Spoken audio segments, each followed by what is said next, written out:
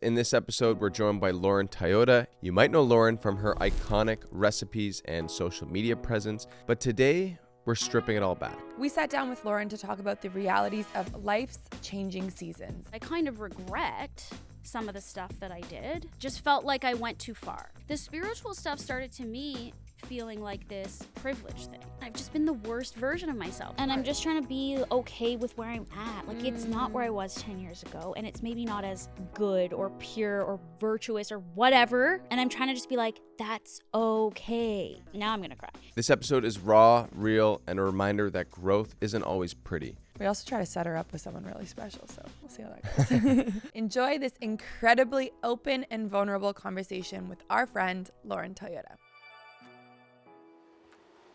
Welcome back to the very first pod we're recording in like 2025. Huh. It feels like it's been a while, like dust off the rust, The you know? cooties. Put on my mascara for the first time in a while. You know, over the holidays you don't do anything but wear your pajamas, so. I'm excited for this episode too because I always feel like there's a lot less stress when we're kind of friends with the guests. And she's been on the show before, back in the day, so it's very cool. 18, 13. 5 years later? When was she on the show? 2018. Good morning, sir. Morning. Just dialing in the show. Yep. Happy New Year. Happy New Year. It's 2025. Let's go.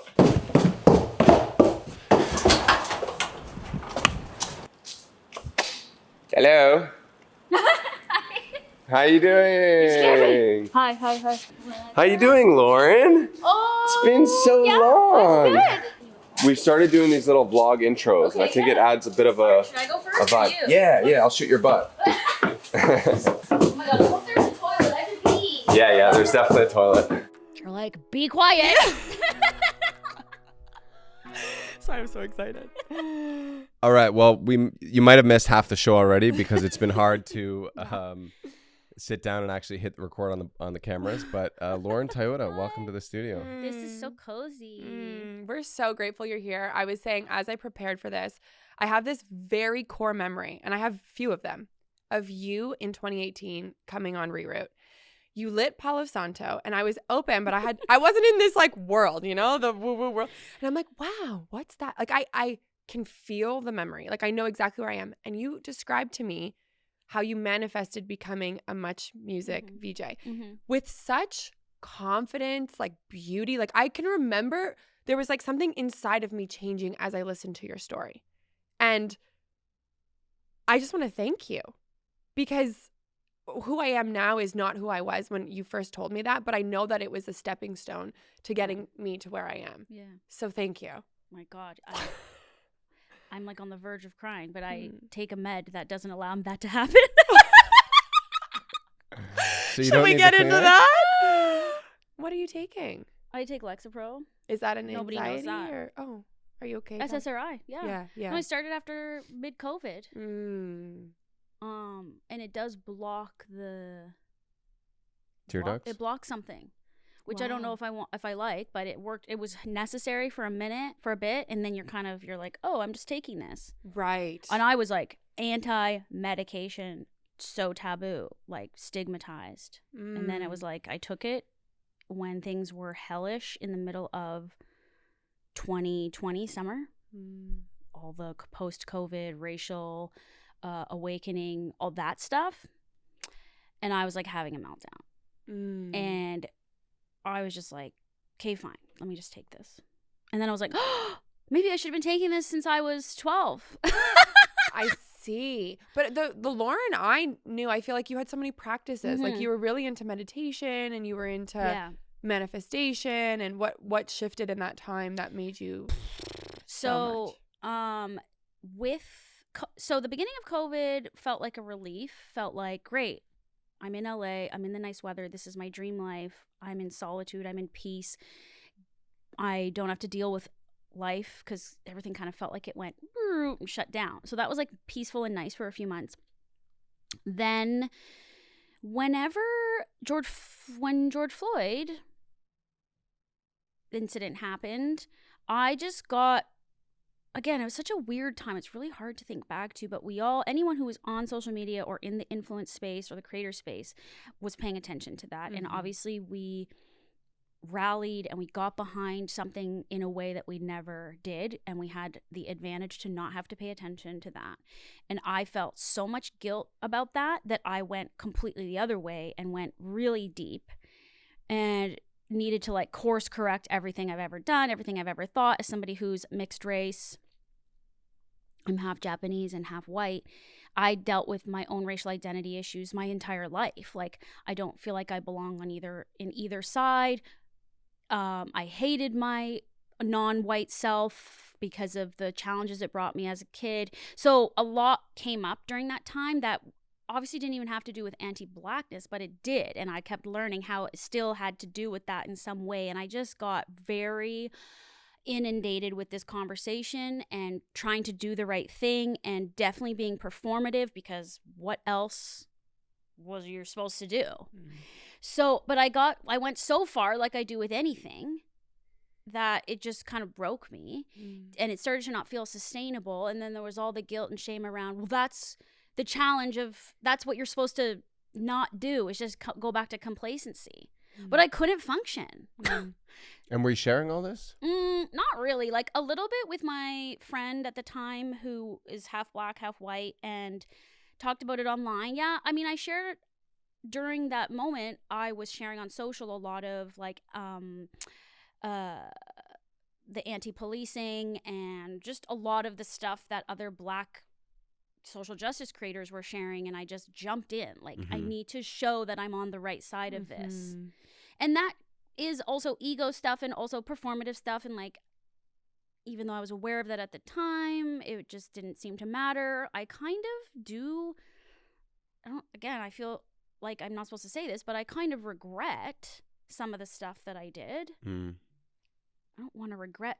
It just felt like I went too far, or it felt like I went into a space that, I guess it's learning, but I still can't make sense. I still can't make sense of it. All I know is that I needed to like pull back for my sanity. And I'm still carry a ton of guilt around this issue that it's not healthy, and I would love to get rid of it, and I don't really know how. So that's what led me to then taking an SSRI. And then I realized, oh, so many women are on this at a low daily dose, and it's very effective. I started doing more research. I did no research. I just took it because I was desperate. And I saw the effect, and I saw the difference, and I saw how it made me feel much less up and down, anxious and up and down. And I was like, oh, okay, I can breathe now. I'm At good. this time, was there any spiritual practice? Okay, so sorry, that's the other thing, is that that's where I was going, but I gave you all the context. The spiritual stuff started to me feeling like this privilege thing. Started feeling like I'm in a place of so much privilege and I don't have to deal with racism on a daily basis, that I have the privilege of being able to access this part of myself that other people don't have the privilege to even get to. Is that a belief you still hold, that not everybody has access to? I don't know, because everyone does have access to it, but because of outward circumstances, you don't, right? Like, how do you find it when you have daily challenges of living in a food desert or having an abusive husband? Like, just all the crap that people have to deal with, but a lot of it stemming from systemic racism. So I just felt like, well, who am I to be yapping about all this manifestation, blah, blah, blah. You realize a lot of it's just steeped in white privilege. And a lot of, not everyone, but a lot of the people in the space online are white people speaking about this ease in which they live their life. Well, duh. Yeah. So I just started looking at that and examining that and then applying it to myself. And it just led me to a place of like kind of abandoning the practices you're referring to. Kind of feeling like, yeah, what a bunch of BS. It's so interesting because my belief is that the way to change the world is to like be the best version of ourselves. And what I'm hearing from you is like something that I used to fall into a ton. And I haven't heard someone articulate that season of life as well as you just did, because I relate a lot to it. But it's like, I thought that the way through that was to also feel horrible and the guilt and the struggle. And like, that's the only way through and to bond and to come together. But truly where I sit now is I You want to pick people up rather yeah, than and join them yeah, down. like if I Yeah. increase my vibration and I love myself unconditionally and I know that I'm worthy of what I'm experiencing in this time, in this dimension, you know, it's to help others by being that brightest version of me, you know? And I do agree with that also. I Mhm. think what started to happen and is still happening is I have to hold both at the same time, and I don't know if I know how to do that because I'm so one or the other. I'm so all in or all out. You know what I mean? I don't know how to hold two truths at the same time and allow Them to be so opposing. But I don't think what I'm confused about is holding. When you say holding the truth, are you talking to the fact that carry that guilt, carry that burden? Because I don't think that's your responsibility to hold. I think it's acknowledging that people have it tougher, but you're your own light. You should be able to and I'm my own embrace pillar that. here. I'm my own person with my own path. I agree. It's just been very hard for me to now ignore it. I guess it's like when certain veils are lifted, and maybe they're artificial veils, like they're veils of like I'm listening to a lot of the Black experience from people that I know and people online, and to know things you never knew before, to be like, oh, that didn't even occur to like, me. what a privilege now, that didn't occur to me. And now what do you do with that? Ugh.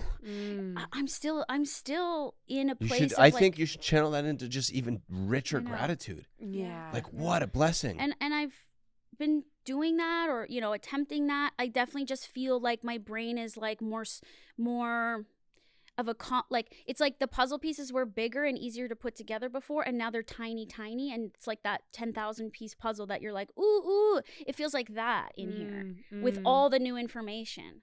And I don't know,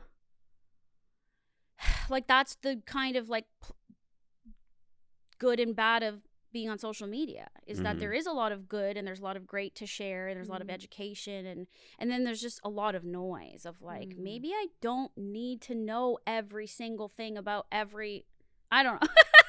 100%. The best thing I ever did was get off social media. Ugh.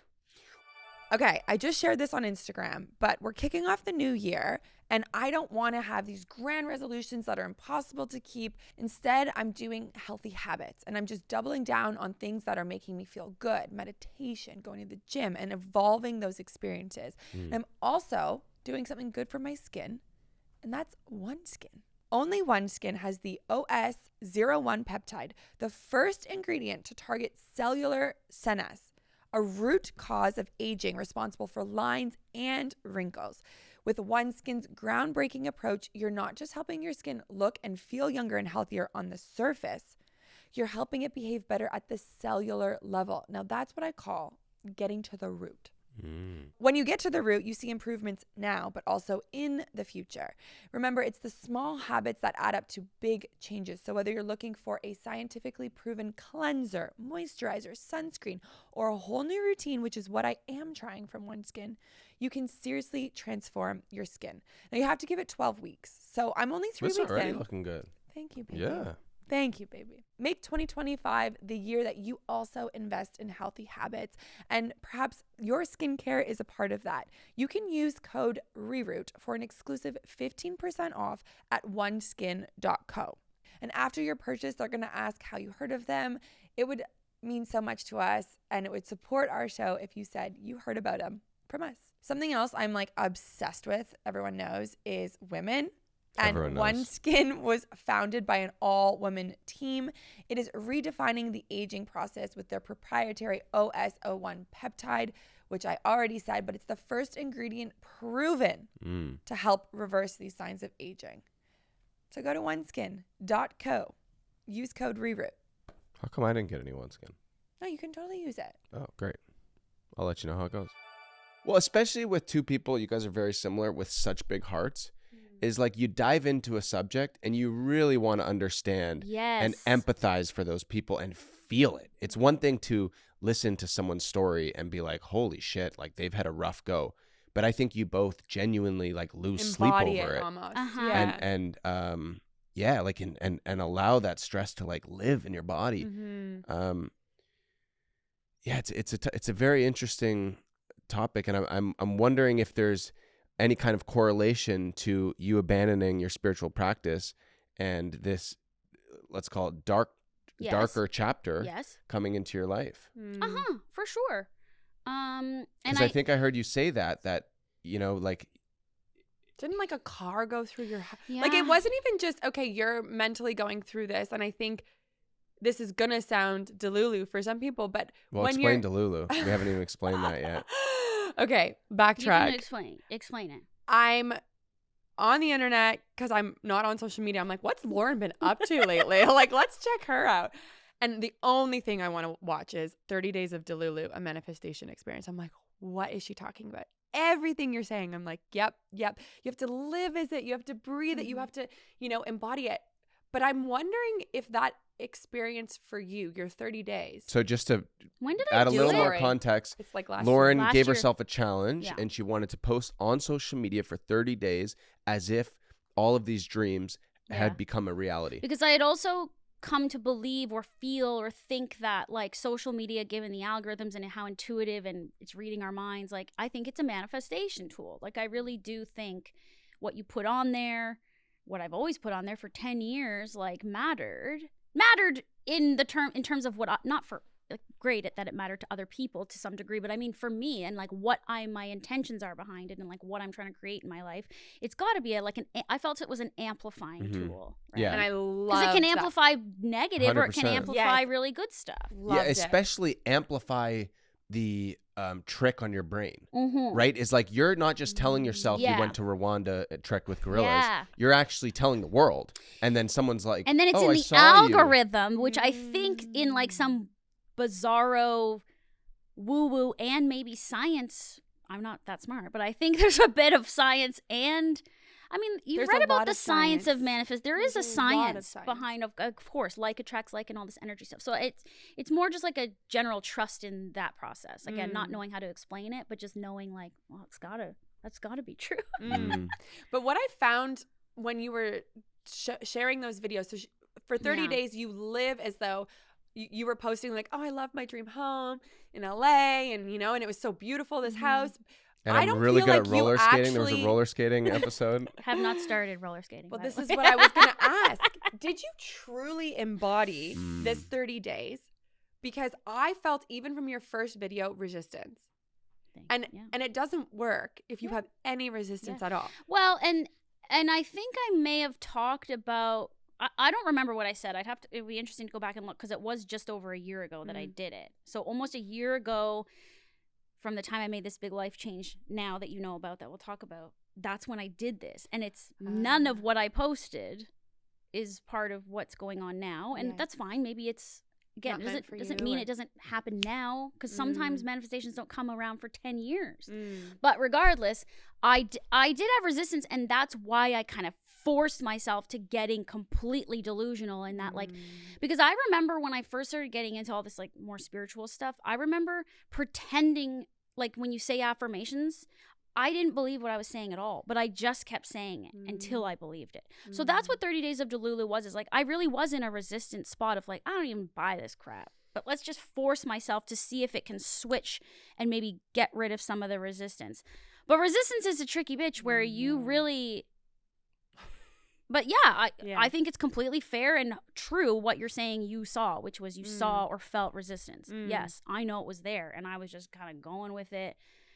What I love what about I could shed. you, Lauren, is that you did this because there's a lot of fear to posting like a delusional psycho for 30 days as if you're living this life you're not living, right? You even said on your intro, like fear of losing followers, fear of nothing coming true, you know, fear of all of it coming true. fear of everyone Fear of it thinking coming true. you're insane. And I got emails that people were congratulating me on my new show. I love that. And then I was like, See, look at you. You probably had that reaction right away. Exactly, because you're like, the why? way I like, just reacted, and you're I like, was they're delusional now. well, because then I told them that it wasn't true, which that was not part of the exercise. You got to be like, thank you. I'm so excited about my Exactly. new show. I didn't follow through. Wow. There was a lot of mistakes I'm aware of that I did, and I kind of have tossed it away. I mean, life moves so fast, especially as a mom, that I'm like, who cares? On to the next. Yeah. So, again, there's so much has changed in the way I think and feel being a parent that I don't know. I we know. need to talk more, like maybe off camera, because I can't seem to get this like the vim, the vigor, the kind of like excitement back in the same way. But I would love to, because I have a child and I want them to have what I have. I mean, I do have. You have it, sister. What's the thing? You're super intuitive. You're like connected. Yeah, and You're a magnet. knowingness. You're a magnet. yeah, I have all that. I know it's there. It's not like I'm like, You oh, it's have the gone. I magnetic don't have it. energy. No. I know that that's you not do. true. Yeah. But I can't seem to. Figure out the fuel. Yeah, and it used to come so easy, and I thought it would never waver. I think this is something But this that's is- really interesting because it took cancer for us to get into this world, for us to get off the hamster wheel. And we always say it's such a blessing for both of us. But I will say, Bec hasn't missed a single day. She wakes up early, she does her meditation, and she has that fuel that I don't necessarily have. Yeah. You know, for a long time, I was doing it to support her, Yeah. the meditation, stuff Yeah. like that. And then I went to a retreat and I got more into it and I've kind of fallen off it again. And so I'm looking for the fuel too, right? Like things are happening in my life. I after the retreat, he says, go home, like make it a a practice and try it for 2 weeks every day, do an hour. And I did that and nothing really happened. I think your biggest problem is that you're such like a, if it doesn't happen today, then like, what is any of this? And I'm out. It's like my healing has taken 16 months or whatever, but slowly it happens, you know, and that's the fuel I need to keep going. I think on another pod, you were talking about how parenting, we have to get into parenting because in 2018, you're like, it's not for me. But parenting, I feel, is such a path to enlightenment. Isn't like, you know, the word is I used to big, say that to my yes. but for me, it's like Frankie is literally a reflection of me. My facial expressions, like I noticed it today at breakfast. What's that? She's like literally just wants to copy. Yeah, like Yeah, they she, copy because I had everything. the big piece of bread. She wanted like the bigger one, not the one I cut up for her. You know, she's just feeding off of my energy all day long. And for me, as much as the healing is a part of this, the bigger piece is that I'm a mom. And I want to show up for her as like the example of what you can, the magnet you can be, and the light you can be. And okay, Lauren, So- you didn't want a child. Let's go back. These are all the things I want too, and yet I feel very much drowning in just all the rest of the tasks, the shit you got to do. Yeah, I and then know. even this morning, the last couple of days, I just realized because I had him for 22 days from the day I got to Toronto, his dad wasn't here, so I had him for 22 days straight, and I've had him for longer straight, but when he was younger, he's a little, admittedly, babies are easier because there's only 4 things you need to do. Toddlers have more emotions and expression and needs and wants, and you're just like, like they're there to make you that way. They're there to test you, and because you got to do your own work. And I hate this, like, you constantly feel like you're failing as a parent. Like, this societal sort of pressure, the pressure you put on yourself, the way you're conditioned. It's really tough to combat. And I was just thinking the last couple of days, like, God, I've just been the worst version of myself. Like, I'm testy, I'm impatient, I have a tone when I talk to him because I'm so burnt out. I'm just like, ugh. And everyone's been there, but like, that's not how I want to show up because he can sense my energy. And that's why he asks me, are you happy, mommy? Oh. He's checking in on me. I saw a TikTok today that was like, if your kid's constantly checking in on how you feel, that means they think they have to take care of your mood, which they're not supposed to take care of. Now I'm going to cry because that's a huge burden that Do you I don't want scroll? to put. Are you aware of your, like, where you get your dopamine? It's bad. Yeah. That only started this year though. As kind of the exhausted mom being like, ugh, I just want to like look at other people's lives, look at what else is going on, be entertained, be fucking numb. I'm doing that. It's Caffeine, edibles. Yeah. Can I just pause and say, I appreciate who you are so much. You are so authentic and real and honest. And it's something I've admired about you since we followed you ages ago, is like just having this conversation. I'm like having like such a reaction because we need to be having this conversation. It's so real. Being a mom is so hard. And I'm just trying to be okay with where I'm at. Like, it's not where I was 10 years ago. And it's maybe not as good or pure or virtuous or whatever. And I'm trying to just be like, that's okay. Yeah. What makes it worse? I don't think it's okay, but I have to go with it. I can't get out. If I'm drowning, I can't It's going to take me a second, you know? Mm-hmm. It's so hard. So Well, this sucks that I don't get to talk about this very much. But I think, like Bec said, it's so I'm powerful. so proud of you, honestly. Your honesty is so I inspiring. am. It really is. Yeah. It's hard. It's you know, hard. and, you know, I'm fine with the fact that I'm co-parenting and I'm a single mom. I've let go of whatever ideal family situation I'm supposed to be in. It feels like that's my big lesson because it's the thing I've wanted to fix about my upbringing so badly. Like, inevitably, you're going to kind of, there's going to be challenges that come with that. Like, you're not necessarily going to correct 100% and, like, change the generational trauma. That's not... I do think I've made a change in that I'm not in the relationship. And I think that that's the change, not being in the same thing that felt like my parents, just enduring it because. It's like, no, I think I made a change by getting out and doing the co-parenting thing now. I always wanted my parents to be separated. Something else you said that was really interesting is you were talking about your past relationship. Yeah. And, you know, you were with them for how long? The father of The my father, child, yeah. like 4.5 years. But you said something about you almost knew Yeah. that it wasn't that it wasn't going to be. Yeah, Can you unpack that a that's little? interesting because these things that you know, right? Yeah. Like when we go back to our old conversation about knowing I was going to be on Much Music, Yeah. such a, you know, a fun thing that I wanted.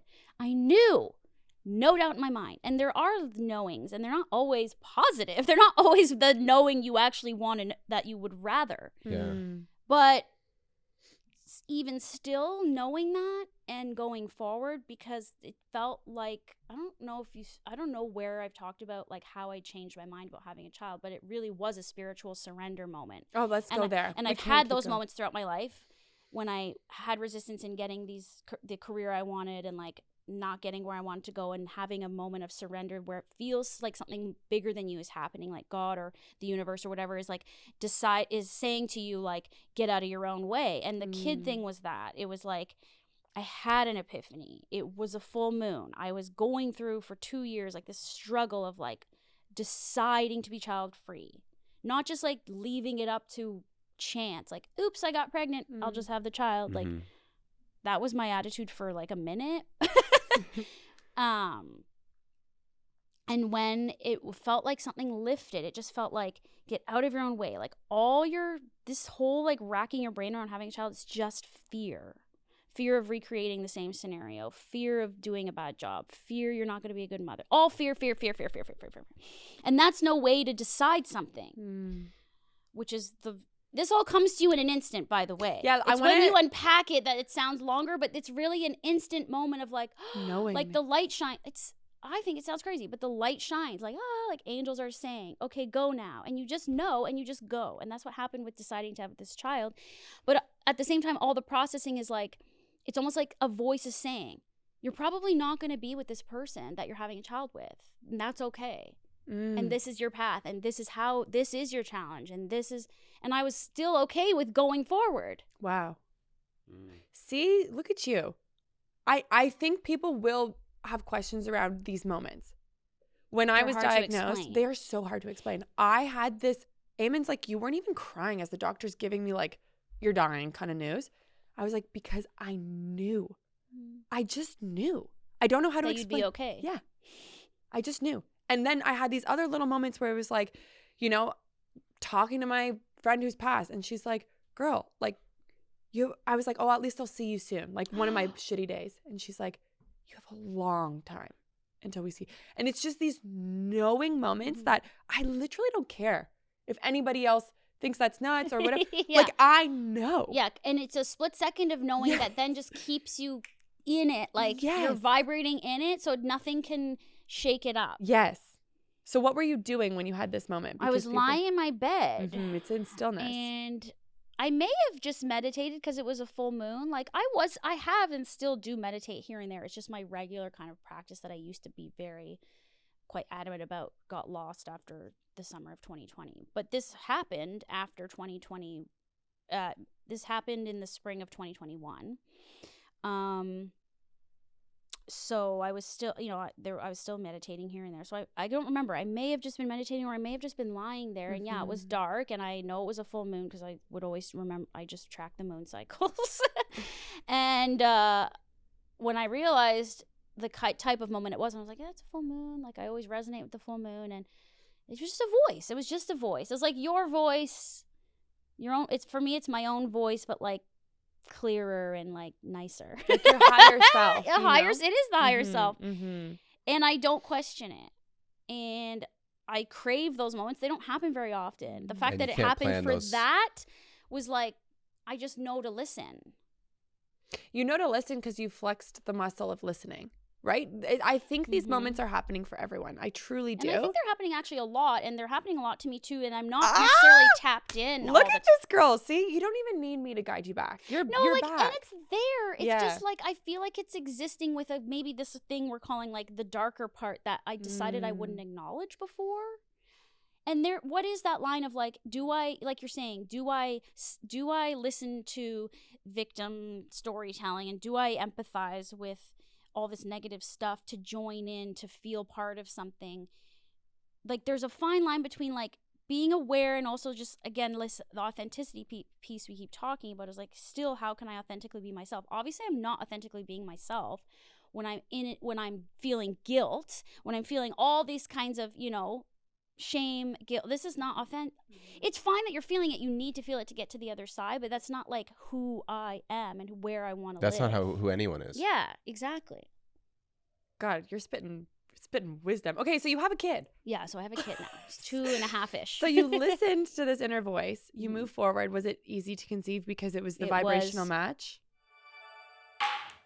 Here are 3 reasons why I trust Ritual for my daily protein shake. You guys all know we're in the protein pandas. We're building lean muscle, and we want to support our muscles after exercise. That's where Ritual's complete amino acid profile of protein comes in. The powder is made from peas that are 100% grown in the US and from regenerative farms. It's also third-party tested for heavy metals, which is really important to us now that we're parents, having a baby, feeding them a lot of formula stuff. We look for that. And it tastes amazing without any stevia or added sugars. The vanilla flavor is like vanilla-y. Not chalky, just a really great protein. It tastes like a vanilla milkshake. I also, just little thing, but I love that it's got this Velcro seal. You know when you got like the powder in there and you can't get the seal closed? It's the little things. It really is. And this is why we travel with this package with us, because we know we're getting 20 grams of protein per shake, that it's clean ingredients. We can just feel good about what we're putting in our body. I've also been a fan of Ritual's other products, like their prenatals, their postnatals, multivitamins. They are science-backed and they're obsessive about science and research. So you can feel just great about all of their products. Head to ritual.com/reroot and get 25% off your first order with Reroot. Cheers to that. Shake up your Ritual. Shake it up. Second time, try. Yeah. And everyone's like, the general like zeitgeist on getting pregnant is it's not easy to get pregnant. Did his dad want a kid? Mm-hmm. So that was easy. And there wasn't like tons of pressure from him being like, we need to have a kid, we need to have a kid. It was just like, I knew he wanted to have a kid, and we talked about it, and every time I'd be like, well, I think we're going to get to the point where we're not going to see this relationship through because I don't want a kid. And we were having that moment right before this epiphany happened of like, he was trying to come to terms with staying with me child-free. While I was off, he was actually away for work when I had this epiphany in my bed that I'm talking about, where I was actually now coming to the other side of it. And he was trying to reconcile the thing he didn't want. Interesting. And he was going to do that. Wow. So I didn't do it for him, but I did it for me. I forget where I was going with the conversation. Well, I just want to shout out your pregnancy vlogs. Oh my God. They're so good. Yeah, I filmed that because I was like, well, I am a YouTuber. Like, come on, let's film it, but I don't know what I'm going to do with it. I didn't know I was going to put it out. We loved it when she was pregnant. We watched all of them. They were great. Yeah, when I was pregnant, so many people glorify all of these experiences. I And hate all of that. I wasn't having any of that. It was cancer, but I was in so much pain. So I was just like, where are the people? Wait, because you recovered Yeah. from cancer and then got We pregnant? got the green light to have a kid. Did you freeze your eggs? Yeah. We did, but we conceived naturally. Wow. Yeah. Which was so interesting because we tried for a few months with kind of a desperation energy. Yeah, like, yeah. like, oh, we really want the kid. And my doctor's like, basically do it now because then you got to be on meds. And like, there was just this energy around it. And then we were almost on Amazing Race. And they were like, you can't be pregnant to be on it. Duh. So I was like, this month we can't try because we're going to be on the show. And we got pregnant. So it's like, you know, that whole thing when you don't try, Yeah, but it's like, no, duh. Like, you can't be desperate for something. You're telling the universe you don't have it. You need to be Separate from delulu. it. Yeah. And I really, we were talking about the conception. Yeah, so very easy because I want to move right away. I had the epiphany. I was like, got it. Let's start trying now. But again, not with desperate energy. Just like, It's let's happening. just try. Like I've never Yeah. done this with this intention. Yes. Yes. So I'm like a go. Yeah. Once I know, I go. Mm-hmm. And of course, it caught him a bit off guard. Like, geez, settle down. I'm like, no. And then of course, it was like very fast. Oh. Wow. And it's weird because I came up with the name pretty early, and it always felt like I knew who this person was. Oh. That's And so their name, beautiful. called them their name through the whole thing. And Did you find out if it was boy or girl, or you just knew? at the time, Okay. no. At the time, I thought I was gonna be having a girl because I don't know. This thought of like, because I have a sister. It's me, my mom, my sister, my dad. But it was very much like female energy, very like feisty, like, you know, a lot of conflict with my mom. And you think, oh, my karma's gonna be that I get a girl who treats me the same way. It actually makes more sense that I actually have a boy now that when I realize like, oh, that actually makes more sense karmically or for life lessons or whatever. But and then I went back and checked all my journals and readings that I've had, psychic reading. Everyone always said a boy energy is waiting, and I forgot that. Wow. So yeah, it was the boy I was always supposed to have or whatever. That is. Have you so heard cool. this theory that they would choose you? Oh, yeah. The Oh, for spirit sure. is A there theory? waiting. Obvious. But yeah, Yeah. so it's that. Yeah. That's what I was always told by other people in the meditation space and this and that. So it was interesting to then go, oh yeah, everyone told me that. And I forgot. Boy. I thought Frankie was a boy, but I also had like that. I had a dream where I saw her, and I had this like moment with her, and then I had that moment with her. It was so beautiful. It was like, what is time, and like what is going on? Because I've had this knowingness or moment. It was so beautiful. Yeah. Aw. Yeah. But your pregnancy vlogs were so real. You lying on the couch with sunglasses on, and your partner like zooming in, and you're like, yeah, like if I take these sunglasses off or don't get like nachos right now, it was like these two things, like I'm gonna throw up. So, and I was just like, yes, freaking that's me I was too. so sick for the first 2 Yeah. trimesters. What a shit I know.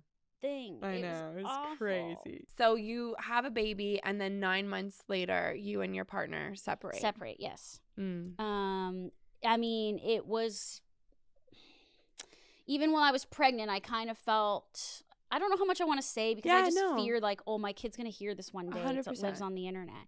But I was very hyper aware of, you know, and again, creating my own scenario to a degree because you feel very, also I don't think I had the most supportive person, but I just didn't want to be alone. But I felt alone the entire time I was pregnant. I mean, I went to all my appointments alone pretty much. Yes, residual COVID was part of that he couldn't come, but it just felt like I was doing a lot of it alone. And yes, I'm hyper independent, which is an attachment control problem, but like even still, you know, I don't necessarily want to do it alone or feel like I'm alone. So I kind of had issues from even just. And also pregnancy is like a lonely journey. Like even if Yeah. your partner is there, like my partner was there, but there were so many moments I had where I felt totally alone too. Yeah, and 'cause I it's think so that's just hard where to- you start to see the difference between men and women and just how society, all of the things, right? And so just that started to become my like hyper focus, and then focusing on where things were not equal and where I was feeling abandoned and you don't understand, and like how, of course, it's a completely different experience for the father than it is for the mother, but I had no empathy, and I was just like, this should really be about me. Yeah. Not you. Yeah. So there was that. And a lot of just a lot of tension. It wasn't good. It was not good at all. I mean, I think having children is probably the biggest strain we've ever had on our relationship, on anyone's I think, relationship. So if the relationship already has moments of oof, then it's just gonna exacerbate yeah, it and say just like grows show it. all of it, you Yeah. know? So it's not like I didn't know this stuff was there. We weren't in a great place, to be fair. Like in the moment of deciding to have the child, it did feel like we were like there was like a connection happening, but we weren't. I mean, it was a very tumultuous relationship from the beginning. So I'm aware of that. Yeah, I don't know. It still just feels like it was just meant to be this way. I don't have any regrets or anything. That's great. And now I do like that I'm not in the relationship, very much so. And I won't talk about what happened, but like if the thing that happened that caused the breakup didn't happen, I'd still be stuck and probably enduring because I'm like hardcore loyal, hardcore attached, maybe codependent, whatever. So for me, I'm like, unfortunately, something terrible had to happen for me to like be slapped in the face and like get out. Yeah. And I'm glad that that happened the way it did, because I don't think I'd be very happy right now. Yeah. So I think it's good for my son. It's good for me. It's good. Yeah. And you guys are in a good place of we co-parent. We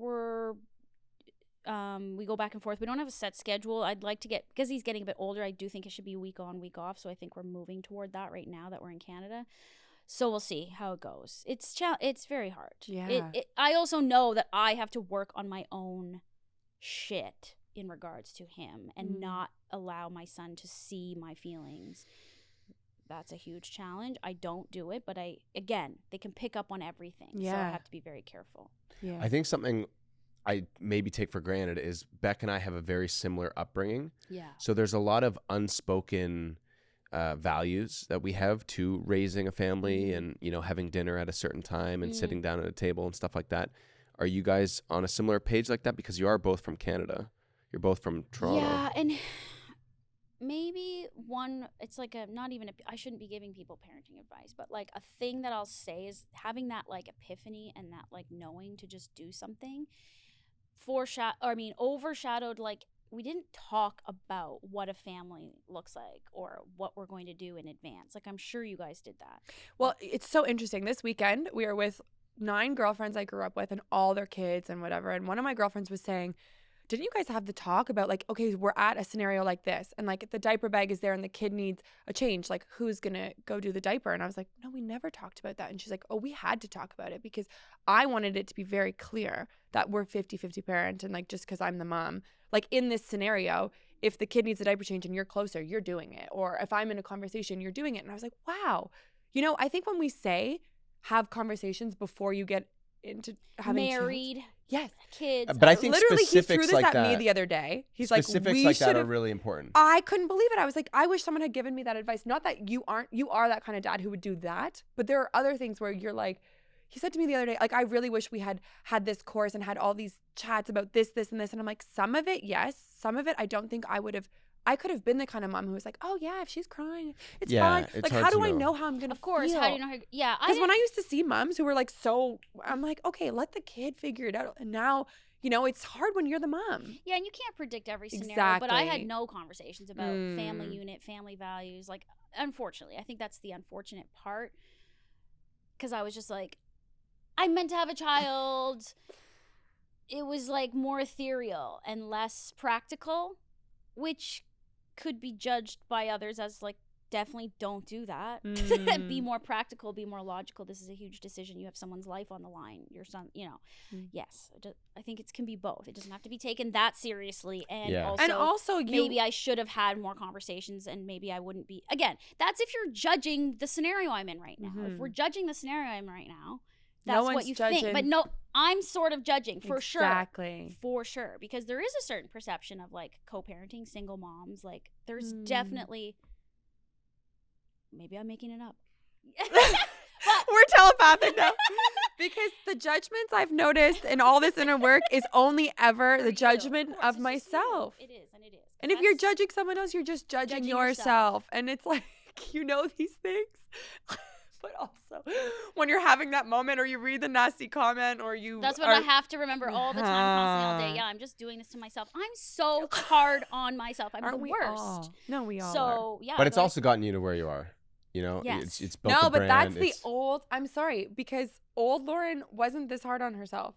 You don't think? No. I don't. Yeah.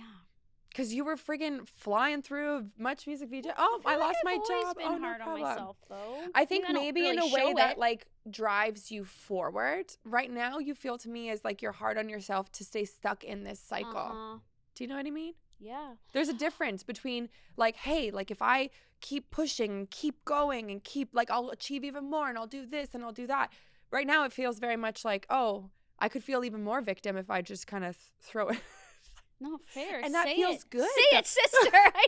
I know I can because I can feel, but there's an addiction we all have to that cycle because it feels familiar and it's where you're at. So you're kind of like, I can say this because it was me. I know it. You know, Yeah. it's like, oh, we're not achieving X number of views or whatever. Oh, I need to like just hate on myself. And oh, that comment was so true. And like, I hate myself because of it. And it's like, that feels good. It's something people don't admit, but that's the truth. There's a hit. There's a little cortisol hit. Just a little cortisol No, hit. you're You're in right, fight you're or flight. right. You're like, your body's like, I'm in fight or flight, so it's hard to like I'm right now I'm having this moment of like I need to remember this moment and everything you're saying and really take it in and like integrate it right now. And I know I'm not and I can't. Like I'm in such fight or flight that it's very difficult. It takes an enormous amount of energy. And I think being that I had my child late, like when I was 40, late, considered, you know, scientifically, yes. Judging but yourself. at a good, amazing point in my life that I'd never been able to do it before. But definitely this crossroads moment, this time in your life when you hit this sort of middle age or whatever. Yeah, I mean, it just feels so different. And this is where all this resistance is coming up. And again, not wanting to do not wanting to become my parents and like just all of this stuff. Too much focus on what I don't want, that it's definitely kind of happening. Manifesting that. Exactly. Wherever we put our attention is where we put our energy, you know? I don't know. I'm just trying to also, like I said, just be with whatever it is. Yeah. Like, I know I'm always adapting and morphing and changing. So I know like whatever this period is I'm in, it won't be like this forever. And I have an awareness of what I do still have an awareness of what I want, but I got to really work on that. I spent my whole career in LA in therapy too, like from, so I guess about a year since I got to LA, then I started doing therapy and I started doing EMDR therapy. I'm not heard of familiar. that? No. It's interesting because was originally developed for like, post-traumatic stress in, I guess, veterans, because you can basically rewire pathways of memory so that you can like you can lessen the agitation around memories or traumas. So it can work in any capacity. Doesn't mean you have to have super big T traumas or little like anything that you're just stuck on. So I found it very helpful because it was very much like meditation, because you go into very much feeling in your body where energy is stored, and a lot of visualizations, like a number of times going back to being in utero in my mom, and then having a sense of how my mom felt like when she was pregnant with me, and like, ooh, that's some heavy shit, right? But I've stopped since I decided to move back here. So like September I stopped because I can't see the same therapist because I left the country. So I don't know. And then there's also this thing of like, periods of your life are good for therapy. And maybe there's times where you just need to not rely on that as a thing or as a tool. So I don't know where I'm at with that, but I found it very helpful at the time. I feel like I have endured a lot of, pregnancy alone is a trauma, physically, mentally, emotionally, then breaking up, car crashing into the house, moving to LA for one reason, a whole other thing happening while I'm there. I just feel like the last... What was your reason for moving to LA? Well, I was in the prime of Hot for Food. I had a lot of money to play with and grow the business, and I was like, had been wanting to move to LA since television days, because it just seemed like the natural path to kind of grow in the industry. From Canada, you kind of have to go to LA, and there's more money to be made. So that's where the dream of LA started, but it never did it as a television host, and that felt wrong to me. But once I had the freedom running Hot for Food the way it was, and the first book had come out, I was like, I think now's the time I should go, because I can do this from anywhere. I have the freedom, I have the finances, and I have the qualifications to get this visa.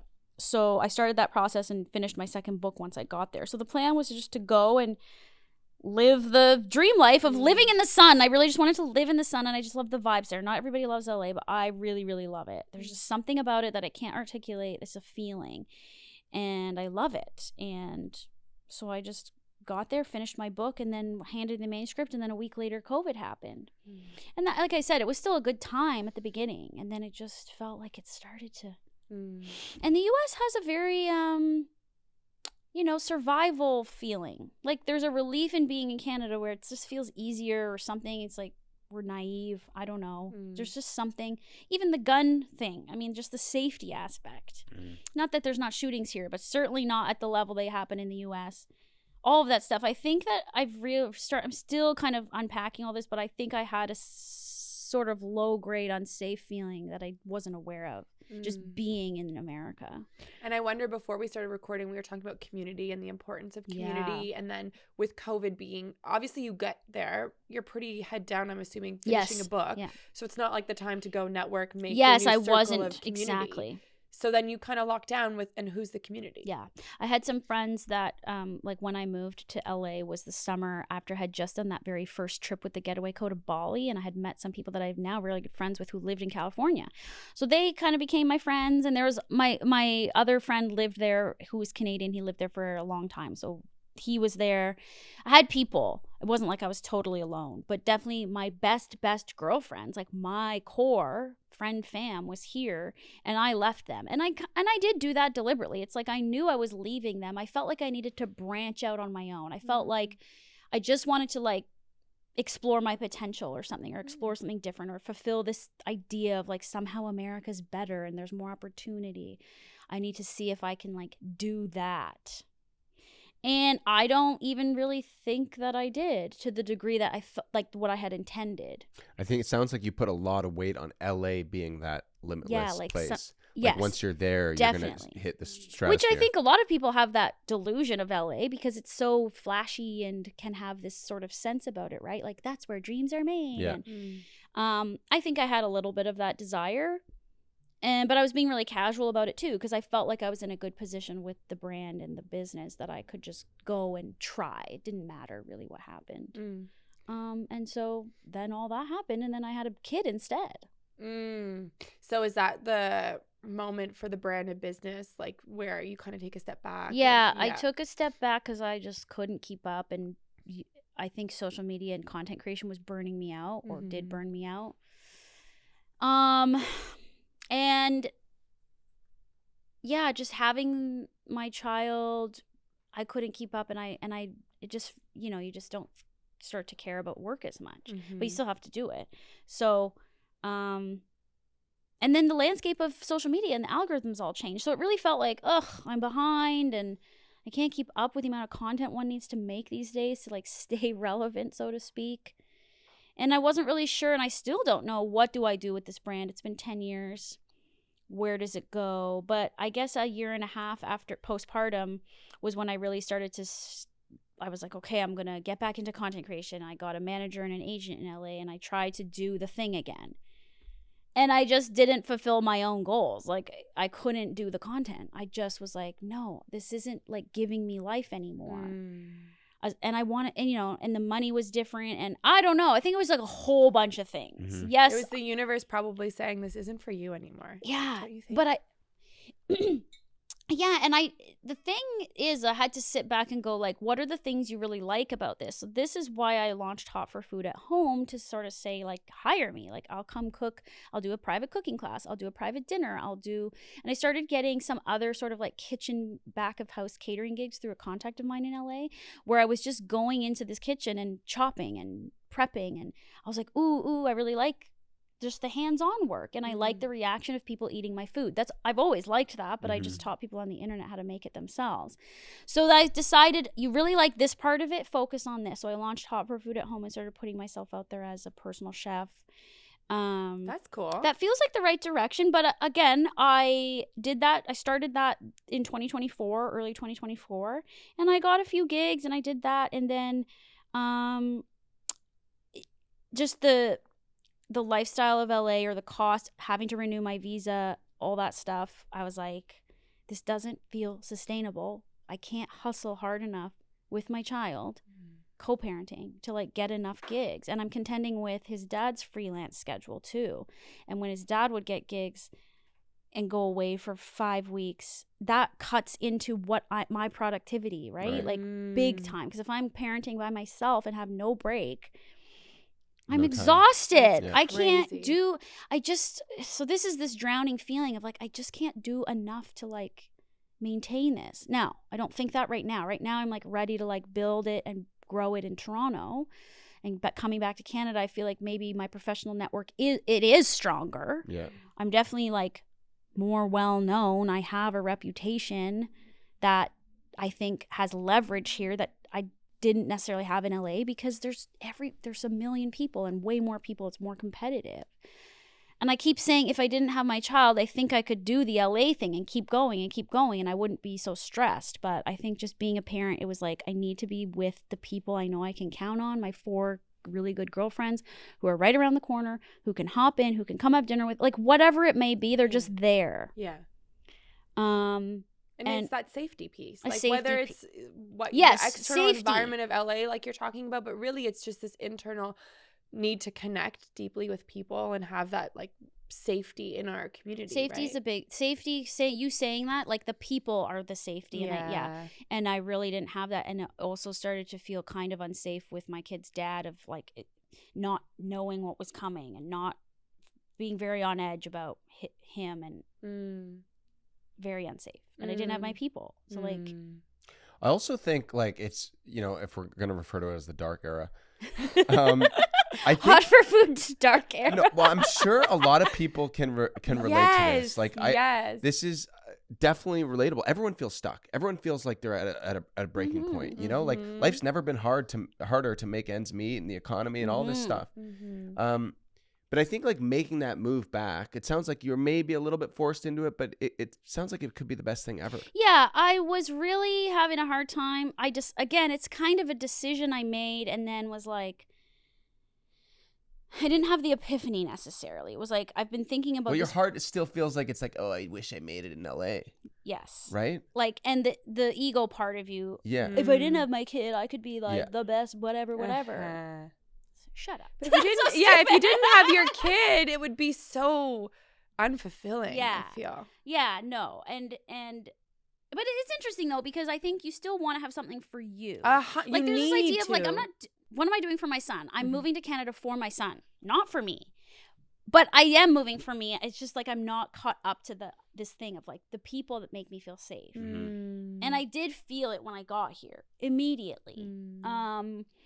So no, it took me like just a couple months to sort of like catch up to the decision in my brain and feel like, no, this is the right thing to do. You're doing the right thing. And you're really leaping without a net, but it will be fine. Yeah. Oh yeah. You have us now too. Yeah. Which I'm really just excited knowing about. other people with young kids. I'm glad I didn't have that in LA either. Like one other person, but not super close with them. And I felt like there was friendships too where it's just a different vibe there. And if you're child free and you're an actor and you're in this, that, and the other thing in entertainment, you don't care. No one wants to hang out with me with my child. But that sucks, because then you realize who your real friends are. Yeah. We don't know much about LA. We've been a few times. We also felt that pull. It's like there's something so sexy about Venice Beach and the sunshine and the food and all that stuff. But from what I've heard is it's a lot of like surface fakeness, cutthroat kind of mentality. I'm sure you can get a deep, beautiful community. You can make it whatever you want. Yeah. And I would say, I kind of had one foot in both because of what I do for a living, and then like people that I know through television and media. So I could have stepped into that more if I wanted to, but obviously that's not me. And then the vegan community is great and strong there, and I only just started kind of integrated into that, and then I decided to leave. Again, because of the delay of COVID, like not being able to network for a while, and then having a kid and feeling I can't network yet. I'm trapped, in my body and in parenting, and I'm tired. So I really only gave it 2024 is when I started to kind of really like have a vegan community group that I feel like professionally could have been great and very resourceful and definitely helped me, but I didn't have the core. It's what it is. That's in the past. So is your professional? That's how I feel. Yeah, I feel ready to I'm like, I don't linger and long for LA. I came here and I hate winter and I hate putting on a coat. Yeah. But I just was like, who cares? Keep moving forward. Yeah.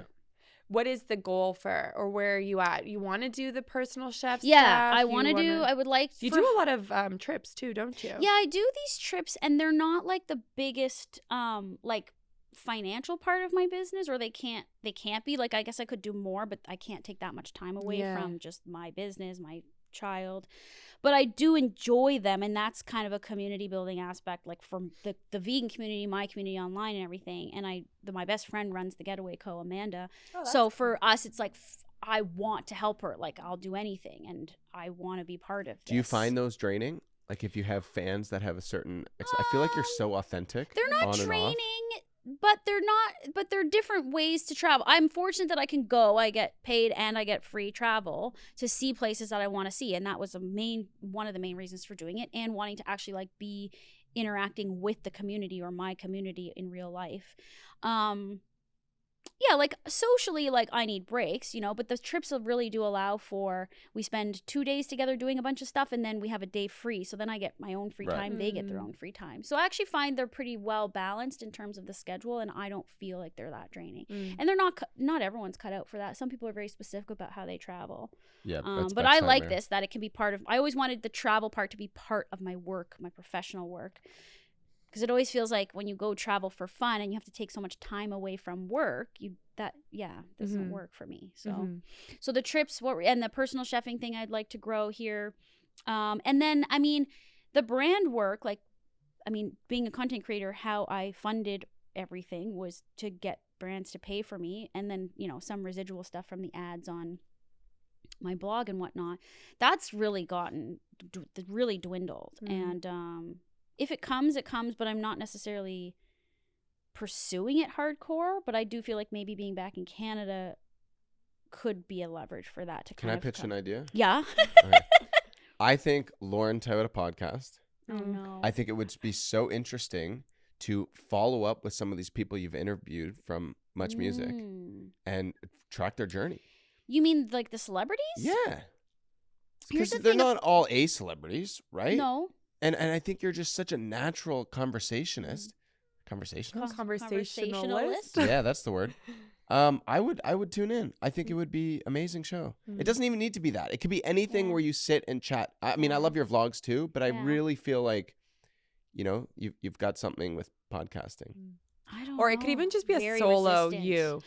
Yeah, like Lauren's thoughts. She's like into Lauren's dark brain. era. And she's like, hi guys.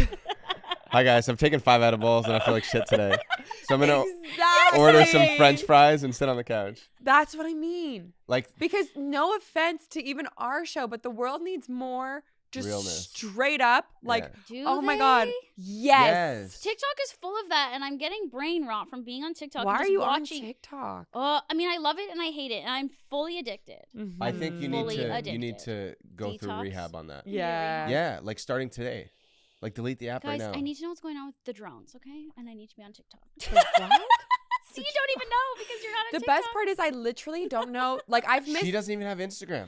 I've This is missed deleted friends' amazing. pregnancies, and then I realized, like, oh, we're clearly not friends if I didn't know that you were pregnant. But when you are friends with thousands of people, you feel almost guilt that you like hadn't reached out, because and it's like literally, if we wanted to connect, we could have figured it out, and we just didn't. So it's cool. So Like, I'm what super about your happy. business? Obviously, you have other people that do your social media for the business. For the I mean, team Eamon's business. still on social And media, Eamon's and on- actually the other night, like, we were gonna post on Sunday, so he's out, and I'm like sending him stories, like I'm filming myself in bed. I'm like, post this on, like, I literally don't even have the capacity to post, so it is kind of annoying for the business. But I know that what's better for the business is for me to be healthy, because a year ago I was like, I'm never going online again. I'm sure you've like, heard shut this it all 1,000 times, but like Instagram is such a dopamine hit that everything else you can't compute, you can't relate. So it's like everything else is boring because you're getting Even such if a it's hit. information and like you feel as Well, though it's I don't think I've helpful. gone to that point where I think everything else is boring. I definitely can see through the BS on TikTok. I mean, my friends think otherwise. They're like, you have a problem. I'm like, no, I don't. Like, that's what an addict says. Yes. I really think it's here because I hated TikTok before this year and like 2024.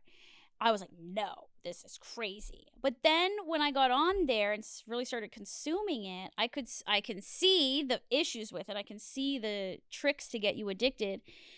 But I really wanted to like understand the platform the way that I was resistant to all other platforms and then somehow became like this YouTuber. savant in them or Yeah. whatever, like mastered them. Now I don't have a motivation to master TikTok or becoming viral. Now I'm just sucked into watching because it's so entertaining. Their algorithm's so good at suggesting. But it's like, Yeah. but it is like, I'm getting to a point of like why I don't want a podcast because it just feels like everyone, everywhere, all the time needs to say everything they're thinking. And it's like, I don't need to add to the blah, blah, blah, blah, blah on the internet. Oh, so maybe there are a million yous out there and I'm just hyping you up, but maybe you don't need to. But I think you show up. This is interesting. You're saying, I do feel like there's nothing I can... Everyone's saying everything and everyone sounds like they're an expert in everything or that everything everyone says on TikTok is true even if it's not. There's like this...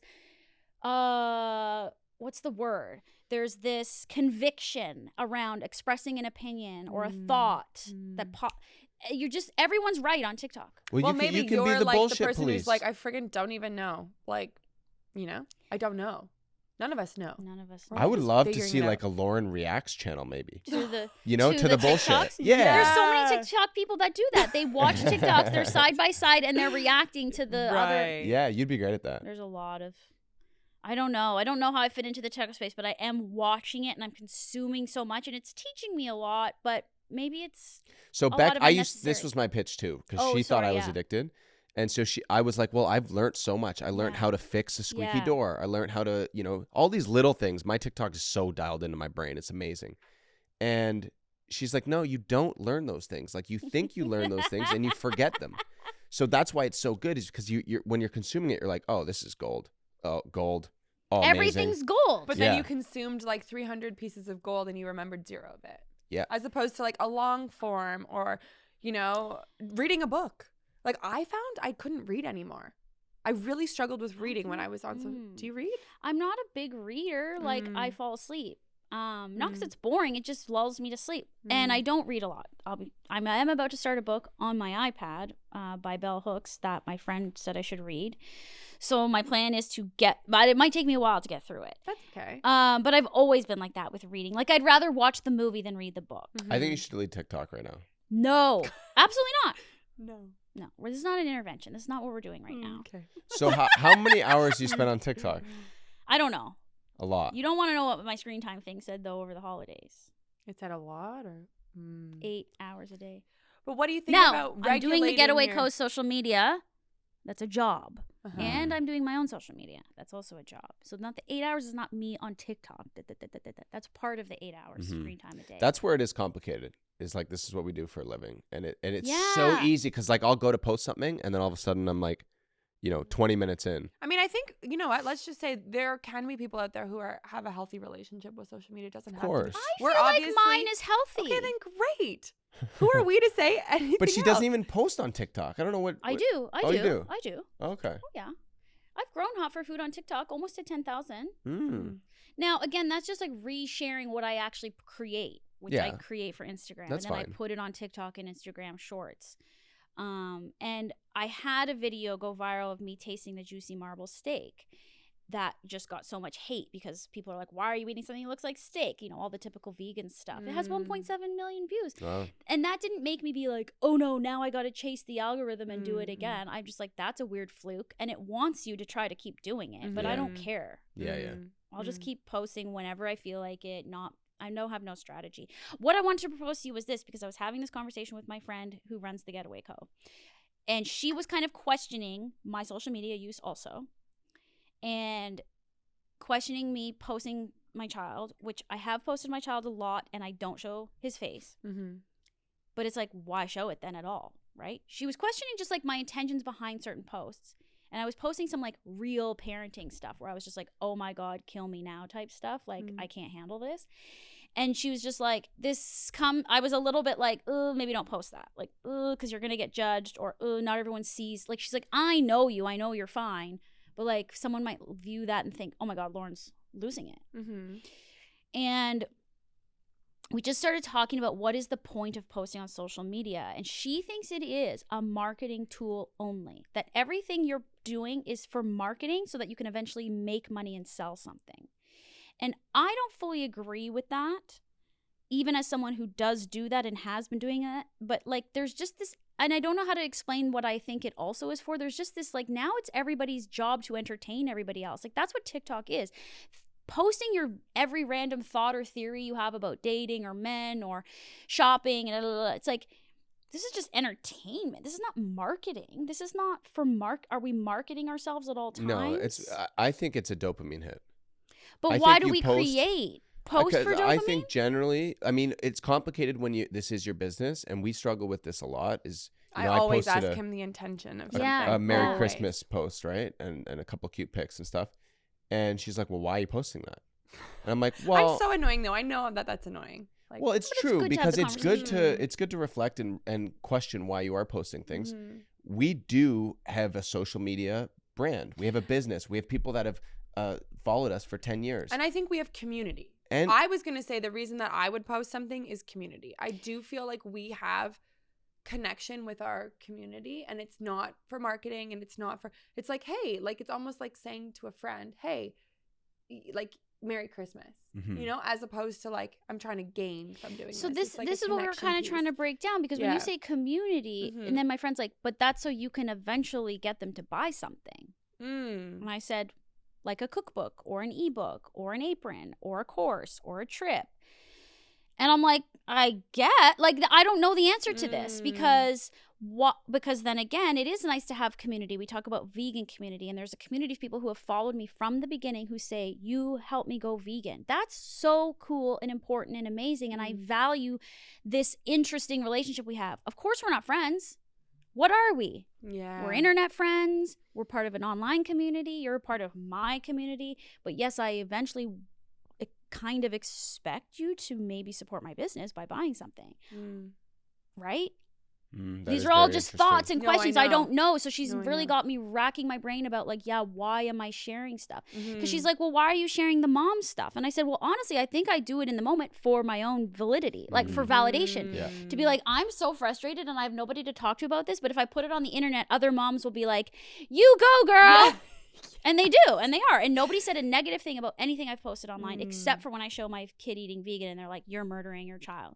But anytime I post about me being frustrated, all I get is support. I don't get people being like, oh, you seem like a bitch, or like whatever. No. Well, I think moms are particularly desperate for like that kind of connection, and you can only understand it if you're a mom. Yeah. Honestly. So that is why I posted that a few days ago. We were out in the park and I was just like, oh my God, listen to him crying. I also think there's a part of me that knows this is ridiculous and that social media is kind of ridiculous. Yeah. And that if I post my real, authentic, like eye roll moment with my child, that it's fucking funny. Yeah. Or that I would hope someone realizes it's funny. I think and not that I'm going to actually like hurt him or do something insane. There's also an element of like a nice library of documented your life with this kid. I think it's kind of interesting. Like we have these edited vlogs every single day of us building the cabin, and you know, our family coming and helping us, and seeing what the cabin looked like when we walked in, and the vans, and traveling the world. But it's weird that we have a lifestyle or a society where that's, because at some point that was not what we did. We didn't film what we're doing to share it. Definitely and not. now we definitely do, and we want to, and it's fun. And that's there's just a distinct difference. And so it feels like I can't get out. I mean, I want to keep doing it, maybe for dopamine. I think if you find it fun, then that to me, I do think it's fun. Then that's perfect. I think it's fun to go online and be like, oh my God, he's whining. Like, I don't know why I think that's funny and fun. I think it's funny too. But then that's perfect. I think it's, and it's not for me. That's not a marketing moment. That's just like, and I think if I'm a mom, like, I don't know. I said to my friend, I don't know. They've followed me for over a decade of everything I'm doing. They want to know what I'm doing as a mom. And when I say they, maybe like 2% of the followers, but that's all I care about. Actually, the people that send me DMs and comment all the time and say, I've been following you since 2014 or 2016. I'm just talking to those people. Yeah, I don't care about anyone else. Yeah, for sure. The ones that just happen to see it and then they go, oh, she's a horrible mom. I don't care about those people. So how does your what do you refer baby to daddy? Your baby daddy? Yeah. My child's dad. Yeah, your child's dad. What does he weigh in on the social media, putting the kid online? Well, when I was pregnant, I want to post the child but not show their face or say their name. And he kind of, he agreed. He's like, yeah, like he didn't really have a strong opinion about it. So he followed suit. But when we were having tension moments and during the breakup part, he posted something that I thought was too revealing of his face. And then he was like, oh, I covered his eyes. And I was like, you know what? At this point now, we're not even together. I'm going to block him. I don't want to see.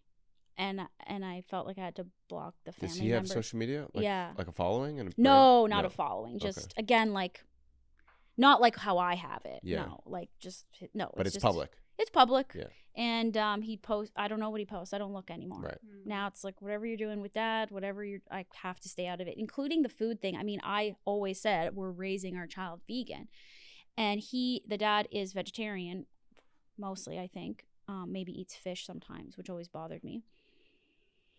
I can only control when I'm with my child. I don't know what he's eating with dad, and I ask sometimes, and I have to tread lightly. But I'm like, are you giving him non-dairy yogurt? Yes. I don't give him dairy. I said, because dairy's really bad. It gives him like clogged up sinuses and ear infection. I know I don't give him dairy, but I know he's getting cross-contaminated. I know he's eating goldfish. I know he's eating and I have to. There's so many things that I think I've actually been very good about relinquishing control over things I can't control. 100%. Again, that's like selfishly something that's way healthier for you. You need to relinquish the control for your internal state of being. You know, you think you're doing a service. It's like kind of coming full circle from the beginning and of that chat of like, you think by like trying to control that situation, like you care so much and you really, but all you're doing is like lowering your vibration. And that's going to get you sick in the end. Whether he's got the sinus problem or now you do because you're carrying stress and you're in survival. And, you know, we all just have to just do our best to try not to friggin' control, you know? And surrender. I think I've been okay with that, with the parenting thing, actually. Like, there's something about being a mom, and I got in shit for saying this on a mom podcast. Not in shit. She just was like, you said being a mom isn't hard. And this one time I said it. I don't know. I was like, oh, I don't remember. I don't know. And there is You were having a good day. I was having a good day for sure. You caught me at a good moment. But overall, I say that it is fucking hard, and I have my moments. But when I say, and I had told her this, I said, well, when I say it's not hard, or when I said that in the moment, it's because I thought I was going to break. My fear, I always think worst case scenario and work backwards. So I thought, I'm going to have postpartum depression. I'm going to be a terrible mom. I'm going to hate it. I don't want to hate my kid. I want to love. And I had the opposite. I was like elated. I had the good feeling hormones like making me feel high and like so in love and like all these things I could have never anticipated that everyone told me happens, but I didn't believe them. I was like, no way, that's not going to be me.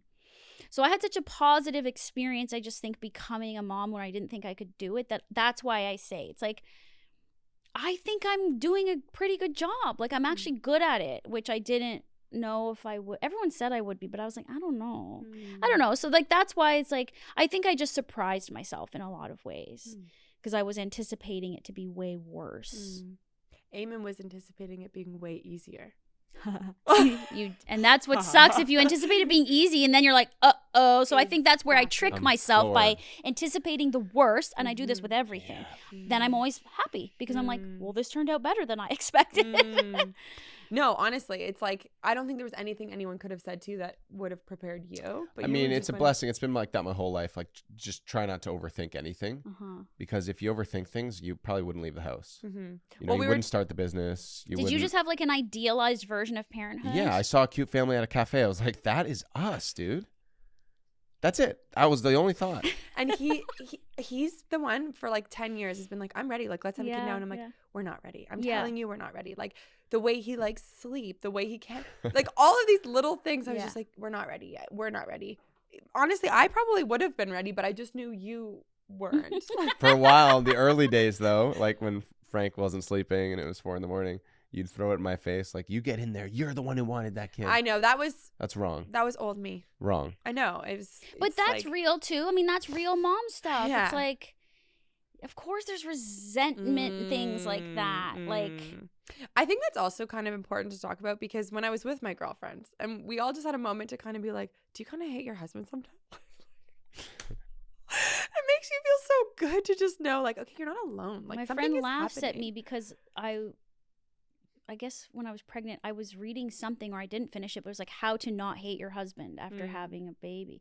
I knew that this was going to happen. I mean, yes, it's hormonal to a degree. I think it happens with everybody. And it's just a resentment of like, and of course you didn't do it on your own. You needed the sperm to build the baby, but you're just like, I'm the one harvesting all of this and doing everything for this. And it does feel, and I felt a lot of this. It was like, I have to change just completely. I have to like take my insides and put them on the outside, and vice versa, literally had a C-section. And you get to do nothing. You don't have to change anything about how you navigate your life and your world and your time. You don't have to change anything. Even as just the biologically, father. they aren't having the same like reactions to the child when they're stressed or this. It's like it feels like it's no big deal if she's struggling over there crying her eyes out, and it's like for me, my body is like not all women. Sorry. I'm talking about our scenario, like our situation. Do you feel that? Like when the kid was crying, you would like, it would be like in your bones and stuff? Yes. Like, this is the idea of like the guy can just stay sleeping when the baby's crying, and you're like, hello. Yes. I don't sleep anyways. I feel like I'm a piece of prey in the jungle when I sleep, waiting for something to attack me. This is unfortunately a nervous system issue that I've had my whole life, I think. But that was very, very much active in postpartum of like the baby. I wonder if your Any parents little sleep train you, like if they let you cry or something. I can't remember. I think I asked my mom, but I had to listen to my parents fighting growing up, so that's why I have this problem, I think, because I would be sleeping or in my bedroom having to listen to screaming and fighting. So I think that's why I'm a terrible sleeper. Like, sleep to me is like threatening and not safe.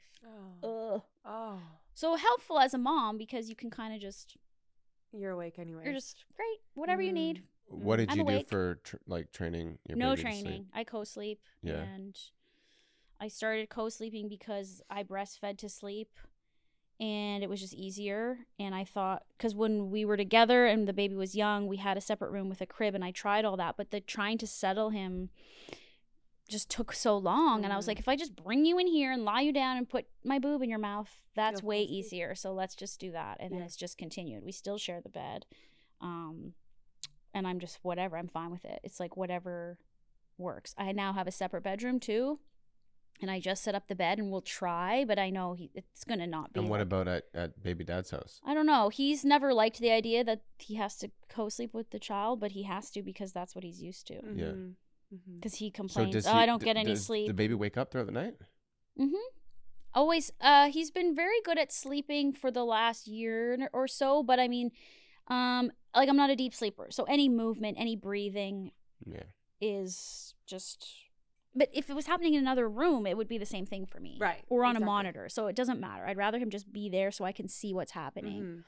So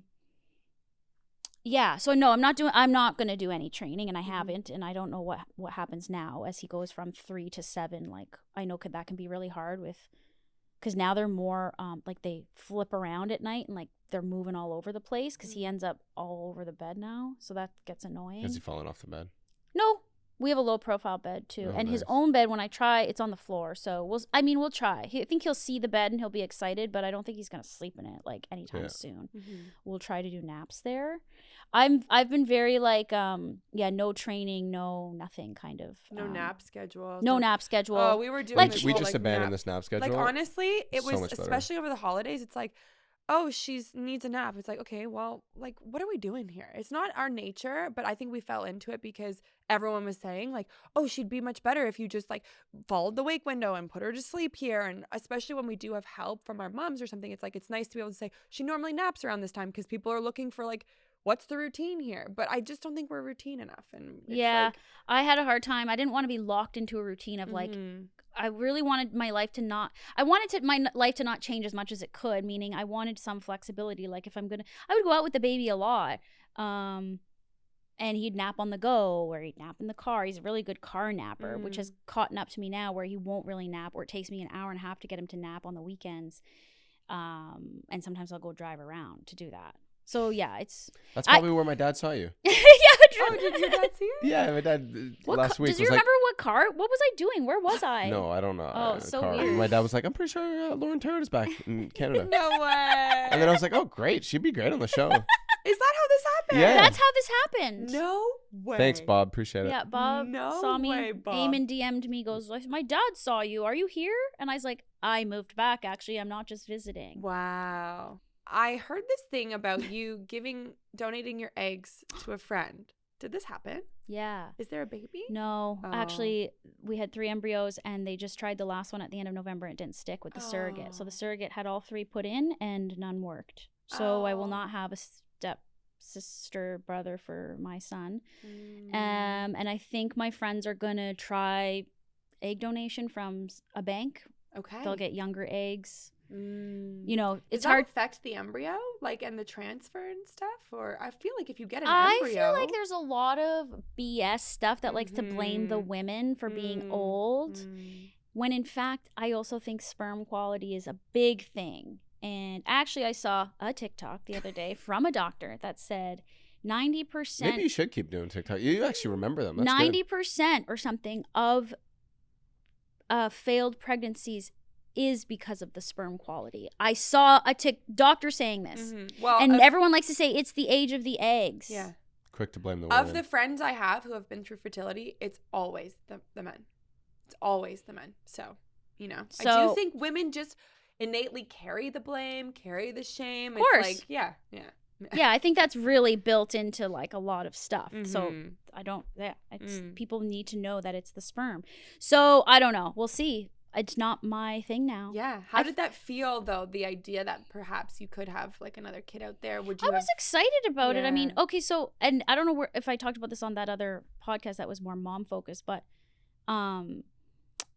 when I decided to do this was when I really didn't want my own children, and I thought that this would be my contribution to society. Like, it's like I'll give it my friends who really want to have children and they're gay. Yeah, the one friend who we came to this agreement is the one I'm best, like, really good friends with. His husband is like a new friend because he's in the picture, but this was based on him and me saying, well, you can have my eggs. And it just, again, it was a very easy decision. It didn't have to think about it. To me, it felt so right to just do this for them, and no big deal to me. And we said it, 3 to 5 years before it actually happened. And part of the reason why I got pregnant so easily, I think, was the residual hormones from the egg retrieval, actually. And the fertility people who took the eggs said that wasn't a thing, that the stuff would be out of my system within 30 days, not to worry. But then my OB, when I said I got pregnant really fast and this is the timeline, she's like, oh, those hormones for sure affected your fertility. It's a really beautiful thing you did. Thanks. Like, I've been through an egg retrieval. It's like no walk in the park. You've got a lot of hormones, I don't know what you had to do to get there. I was good with the like all the, I felt injections. This was what led me to believe, like, there's something about the pregnancy hormones I'm lacking, and they made me feel good. So when I was injecting before the retrieval, I felt amazing. I never felt better. It was the post, I was in hyper ovulation, and I was like sick and bloated and could barely walk. So I had like the hyperactivity afterward. And when I was pregnant, all except for the morning sickness, there is those hormones that pregnancy gave me, and in the post, I think I was like, oh, I don't even know what that is. Is that estrogen? I must have been low in estrogen. Even my cycles are better postpartum than they were. I had awful periods, pain, everything before all of this. Wow. And now I'm fine. Now I don't even feel anything, which is amazing. So whatever it gave me hormonally, and I think that will go away over time. Again, as I'm older, so I'm moving into menopause. But again, nobody knows. Why does nobody know anything about this? Even the doctors will be like, we can't test your hormones. Of course you can. Yeah. What are you talking about? There's so much, there's so much just the medical, there's just so much things women don't get. We're just ignored. I was so shocked when we tried to get pregnant, like how little I knew about my own body. Also that we don't learn these things. Yeah. I don't know what happens. It just happens. Yeah, it's crazy. But that's also what's so spiritual for me and beautiful about the whole thing is, like, if I want to believe that our bodies are capable of healing, and I do, my body was capable of growing an entire human being that is so gorgeous and healthy and beautiful with zero effort consciously on my part. Yeah, it just happens. It just happens. It's wild. We're so unlimited. So cool. Yeah, you have to think of it from that perspective, so that all that's just automated, automated program. It is. Yeah, it's autonomic, automatic. Yeah. And I like to think about how many different kids could have came. right? Like how many billions or millions of sperm that are recycled every day or refreshed every day, basically. And then to match up with your eggs. How's the one that matches and is works? Frankie was meant to be here. But because you're spiritual, let's say it's another day we conceive. Is it a different soul that's coming? Or is it that soul is meant for me, no matter, maybe the genetics and the look and things are different? Yeah, I don't know. I love talking about like when the soul enters, like all that kind of stuff. I think it's intrigued. Yeah, you know, I don't know. I think the soul is for us. I think it's the soul, yeah. And then the genetic material is separate. Like you're saying, what child? Well, I think it was just always going to be Frankie, but may be a different gender. I don't know. Yeah. I think that's really interesting. I do too, because it's like, I was so sure I was having a boy. It doesn't mean that because genetically she's you know what I mean? Oh, I know. Well, now we can get into that whole thing, which is definitely not something we ever would have talked about when we were growing up, because everything was so binary. Everything is so binary still, but I know it's being challenged a lot. I think about this a lot with gender and how I've just really conformed to gender binary norms, because that's what's like sort of programmed in me, and I'm trying to challenge it as best I can, but I like, why do I pick the clothes I pick? And like, for you or for your son? For my son. Yeah, someone close to me is having their second. They're not finding out they have a girl, and the father said, oh well, if it's a boy, we'll raise him differently or something. And I said, well, what do you mean by that? And he's like, well, for him to survive, he has to be tougher. I can't be as soft and all these things. And I said, well, what if you are just the exact same father with a beautiful baby boy and give him like that what's the softness? change? Why? But I don't think it's conscious on their part either, right? It's like this very subconscious thing that we would treat a boy baby any different than we would treat a female And everyone baby. does, and you see it constantly with how other people talk to your child or interact, strangers in public, all the things that are said. Another video that I'll remember is that all the clothes, and this is true, I saw it from my own eyes. All the boys' clothes. Okay, so you hear a lot of this, like, men are predatory, like men are predators just inherently, or they're socialized that way. All the clothing has predator animals on boys' clothes: lions, dinosaurs, sharks, anything that's a predator. And all the prey is on the female clothes: gerbils, mice, bunnies. Butterflies, I guess it's not a prey, but wow. That's kind of weird. Maybe it's just weird. Yeah. Because we're making the boy has to be fierce and strong and big and blah, and the girl's like, look at me. It's so interesting because these things are happening, I think, subconsciously. We aren't that aware of them until we sit and have these kinds of conversations. But even still, so what are you gonna do? Make your own clothing, or how do you like? My friend got us a gift. My best friend Natalie. Yeah. We opened it on Boxing Day when I got my son, and it was a pink fuzzy coat with a blue like chenille type scarf. And I go, and he opens it, and I go, and I'm recording it because I'm getting his reaction, and I go, is this the right gift? Did she mean to give you a pink coat? And I've talked to her about gender stuff, and she has a lot of friends. We have a lot of friends who have children who are transgender. And it just seems to be kind of more the way the younger children, or the souls coming into this world, are more fluid. It seems like that's where we're moving toward. They don't care about the same things we did, and everything's more fluid. So we talk about this a lot, and then I had already said, I'm picking boys' clothes just like automatically. I'm not questioning things. Although I see my son, sometimes when I say, do you want this? He picks the more girly one. And I want to encourage that, except I notice my own thing getting in the way. So anyway, she intentionally did get him the pink coat. But I questioned whether it was the right gift or not. Because I'm like, I don't know if he's going to wear that. Or is it me being like, I feel weird having my boy in a pink coat? Like, it's all messed up. And I'm just trying to be aware so I can correct, or like at least be conscious of like the things we're projecting all the time. Or you don't want to get him to get looked at differently in daycare or whatever. All of these things. Or what is everybody say shows up in a pink coat at the daycare? Who cares? But he doesn't wear this stuff normally, so he dresses very much. He looks like a boy.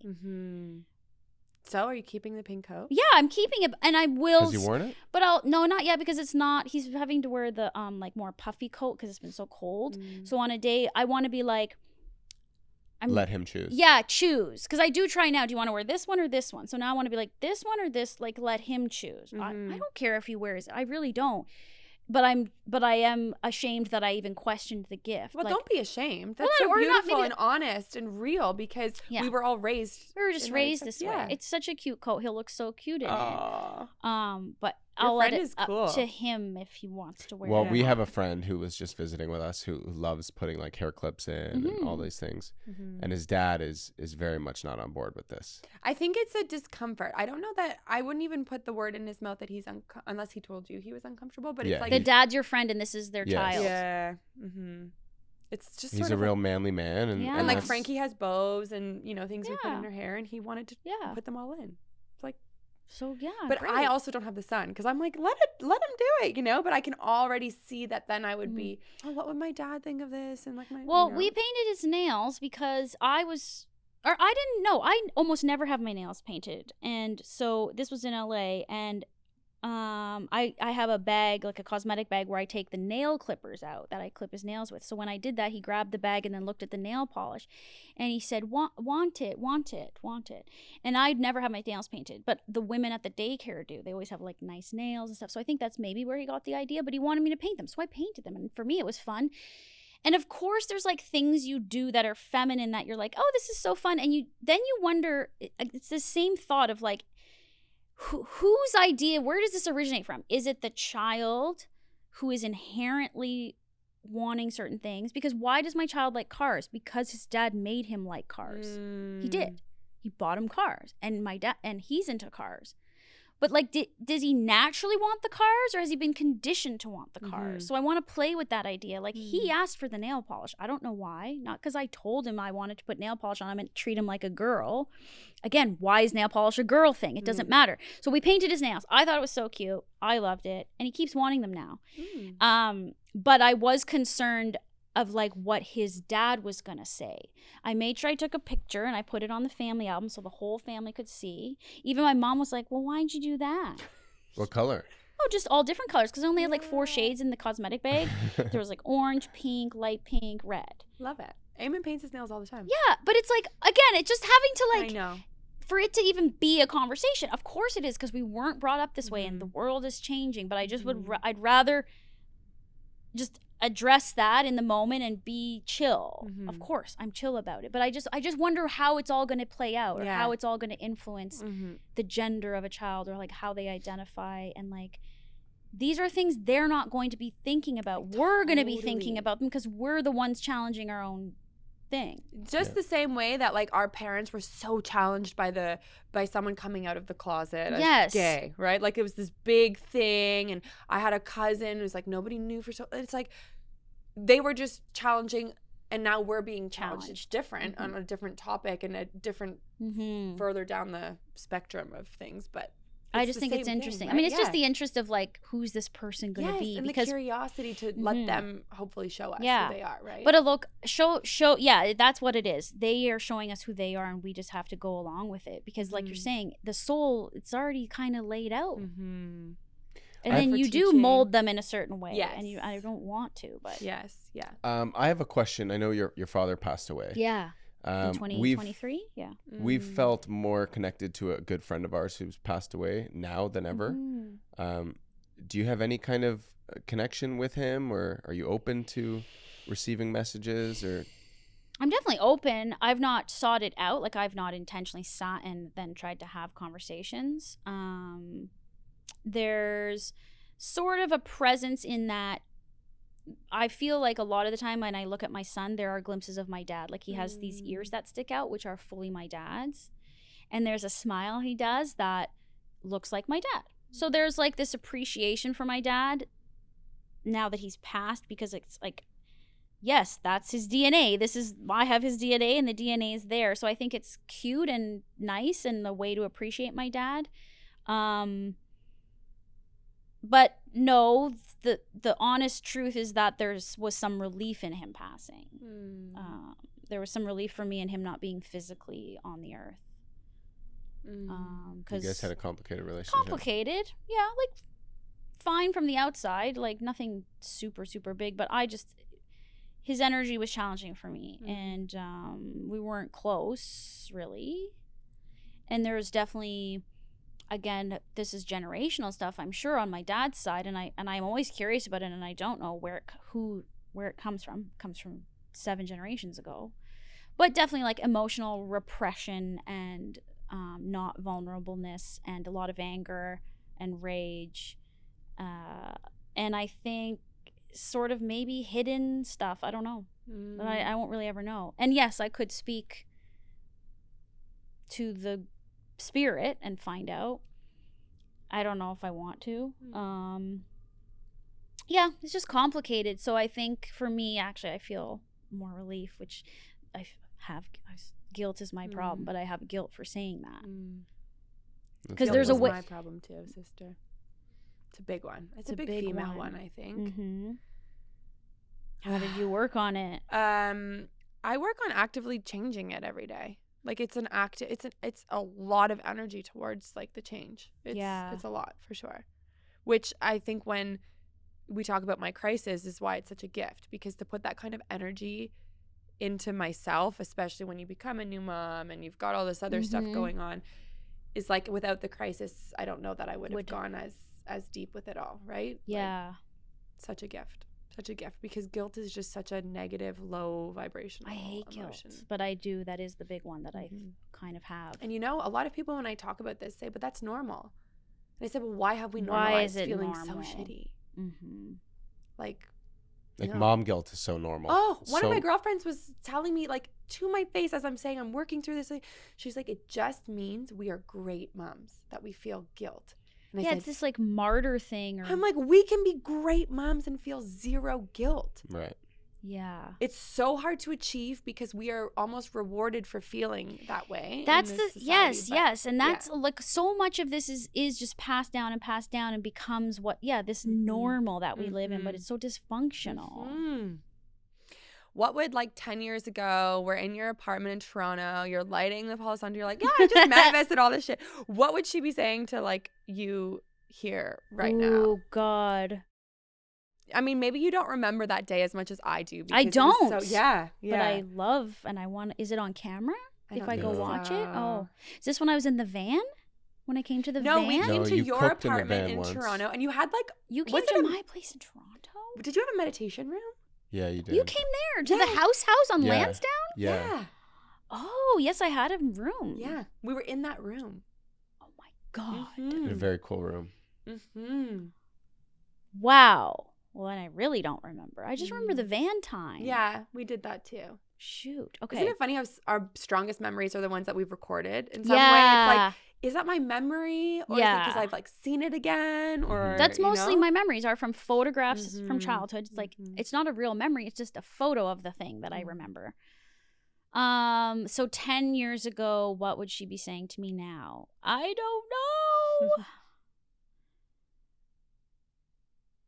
I don't know. I need way more time to think. What do you think she'd be saying? I think she'd be saying, give yourself a pat on the back. Yeah, don't I just beat kept yourself hearing, up I love so you much. so much. Like, I was going to go with a bit of that. I was going to say, I think that she'd be pretty surprised by, like, you didn't think you could handle more challenges. And, like, these are so not challenges you anticipated or could have predicted, and like, look what you've done. Like, it's great. I was kind of leaning to that, but I wasn't sure how to say it. But I do miss the kind of super confident, like, I know that that's missing. Like, where did this like unwavering confidence come from? Where did it come from? I don't know. And that does feel like it's missing. I'm aware of that. I've been aware of that for the last few years of like, I just don't have that like blind confidence I used to have or that knowing of like, yeah, I got this. No big deal. I'm invincible. I'm definitely more like questioning everything. Where did it come from? I don't know. It's within you still. Actually, I feel like when I was younger, I felt so challenged by being in my home, again, listening to my parents fight. And I feel like I always have said, and I used to have like this talk I did about this, because when I did some like public speaking, this is what I would talk about, that I created a very strong inner voice because it's all I had. I had to I couldn't talk to my parents. I felt like I was weird. I didn't have any friends. Like I had friends, but I didn't feel like I could be myself. And I just found that going inside was like where it felt normal and clear. And I got really familiar with the inner voice who was there for me and the only thing I could really rely on. So it does feel like it's kind of always been there, or it was kind of like fostered in my teenage years when I felt really angsty and rebellious and like out of place. That was the center, or like the thing that centered me, or like made me just be like, okay, yeah, whatever you say. I love it. And then life gets more complicated and that voice starts to get quieter for some reason. Again, it's still there in moments, but I'm definitely.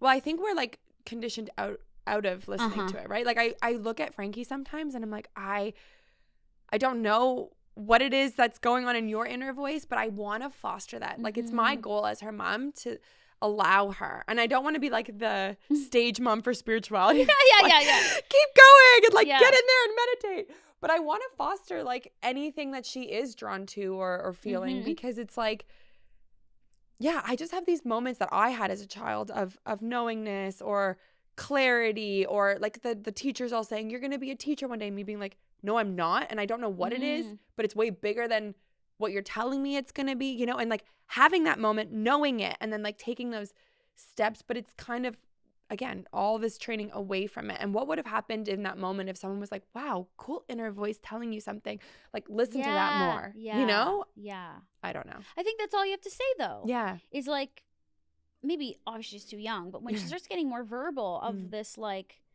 because of course I'm going to indoctrinate my child with vegan stuff. So it's the same thing. It's like, I already say like, and he points to this milk carton. I don't drink that. Like he points to the milk carton in the book.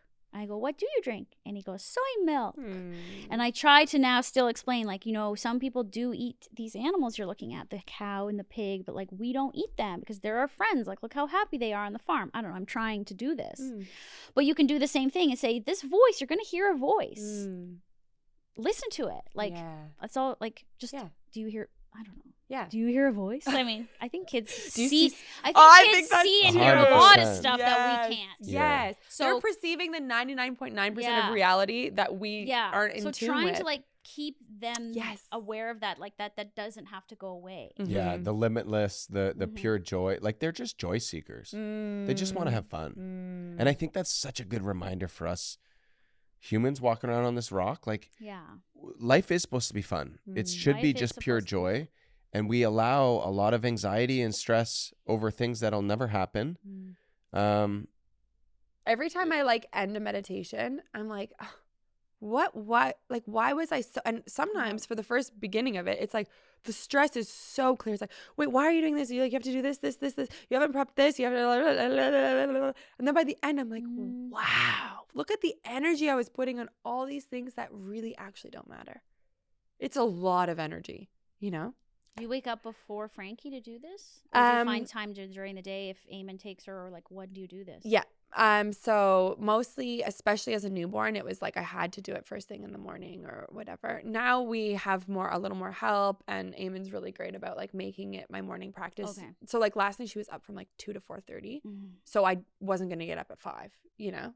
And so we just made time for me this morning to do it. But no, I totally hear the privilege of having a supportive partner who wants me to, it's like taking that time for me, we both see is taking time for our whole family. Yeah, no, it's true. You know? I mean, I know I don't make the time anymore. And it's just it's just the survival mode and the mechanism my brain's in right now. But you said you have a second bedroom though, and the kid doesn't sleep there. So that's your new meditation room. Yeah. It's full of chaos. It's full of all the toys. That's just external stuff. Close your eyes. You'll be fine. It doesn't matter, girl. That's bullshit. You should see where I meditate. I have this I know it doesn't matter. I have this teeny tiny chair that like I'm like hitting a plant. I hit like the laundry basket. No, it's like whatever. Who cares? I just get it done. I have all the excuses. Yeah, I know. That's okay. Should we play Real Talk? Yes. Okay, this is a good one here. What is your favorite hot topic to discuss? Current hot topic or anytime hot topic? What popped in your head there? The drones. Okay, yeah. What is she talking about? Guys, currently, I'm going to sound like a nut. Anyone who watches TikTok knows. There have been drones since the end of November all over the east coast of the United States, but now they're worldwide.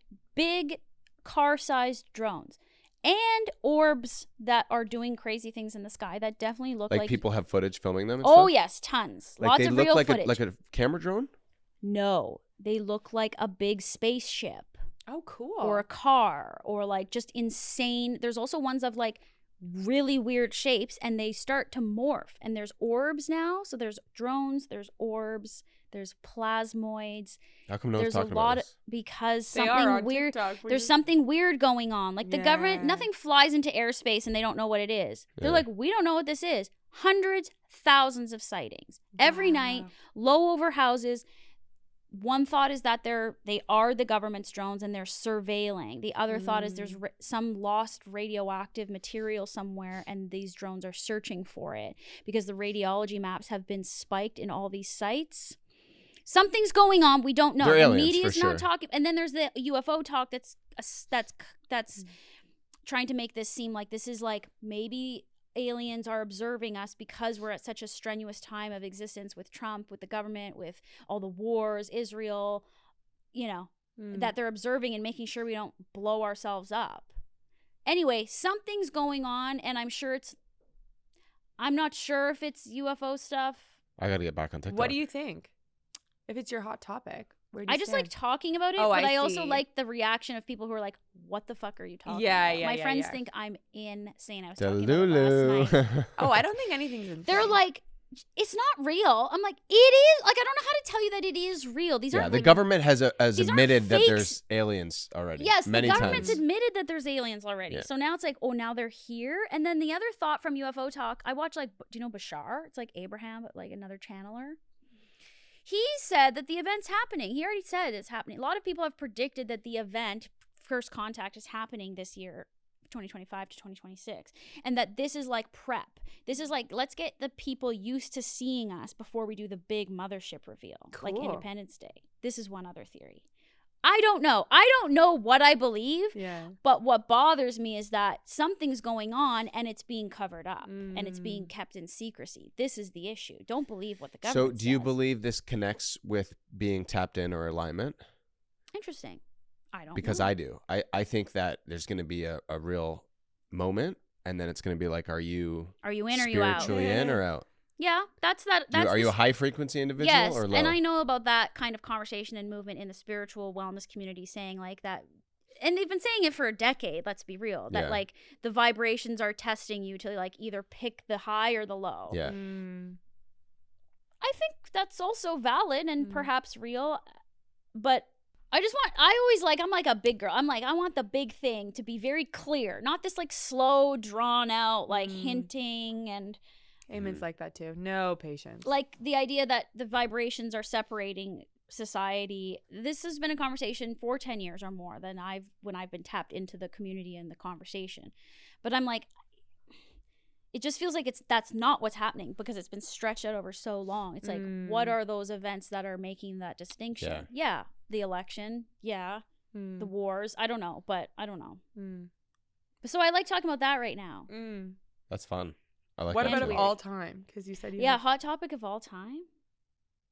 I mean, definitely relationship stuff and dating, just like relationship dynamics, heteronormative dynamics, and like conditioning, and like, yeah, I like all that. Are you dating now? No, I am No. not.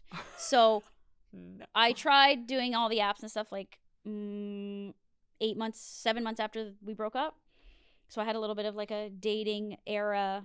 It was awful. Any And disasters? Like just within 1 minute? disasters? No disasters. Just like, it really made, I mean, this is a topic I've been thinking about a lot since being single, of just like, I have, and I think a lot of females are guilty of this, or just people. We want validation from whoever we're attracted to, and I've been very conditioned to seek male validation and attention. And denied it for a long time. I was aware that was a thing, and I didn't want anything to do with it. That was when I was like a teenager, and like then I just like, I'm gonna be more focused on myself. Then as I got into adulthood, and you know, you have casual sex, you do whatever, you're trying to get men's attention, and I get into relationships. Sometimes I'm just like, I don't even know if I'm like in control of this. Like, it feels like something I am not even in control of. Like, I've thought lately, like, did I even choose these relationships? Or did I just sort of fall into them and like stick with them? Like, was I consciously choosing? No. I don't think so. I'm not sure, but I don't think so. And now I'm very much like, none of this. Like, I don't want men to be the focus of my energy and attention, because they have been my entire life. From from day one. Fuck all y'all. Yeah. Like, I'm more in a like de-center men attitude, or I'm trying. It's very hard because we're taught to center men. Yeah. Patriarchy. Men are pieces of shit. That's for sure. I'm always like, we're never hiring men again. And then like Andrew, like the universe literally brought us Andrew, and I was like, no, I love Andrew. He's the best. And then, like, No, he's a piece of shit. And of course, I want to just see people for who they are, but beginning again, TikTok is part of this, but it's been helpful to just make me aware of certain things we're taught and trained to be like. And watch, now that you are consciously aware of being like, no, I'm not looking, no, I'm not open, it's gonna happen. Yeah, of course. That's how it is. I don't know. I can't even imagine navigating that as a single mom. Like, it just had such a layer of also importance to like who you do bring in. You're like, I'm not settling because I know like all of this stuff now, but B, like, I have a babe. Yeah, you know? yeah. It's much more important to me. Like, and I think the bit of dating online was just because I was co-parenting, so I had, you know, dedicated free time where I wanted to feel alive, wanted to feel normal, wanted to feel desired, wanted to feel not like a mom. So that's why I was seeking some of that.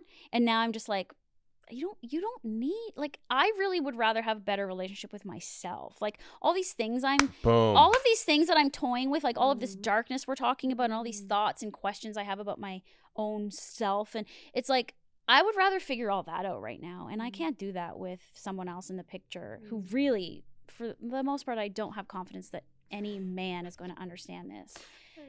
You know who keeps coming to my head for some weird reason? Like Forlorn? Oh, God. Yes! Honestly, they could be great. He's an amazing so musician. Musician. Yeah, he's very cute. Very tapped in. Meditates a lot. Vegan.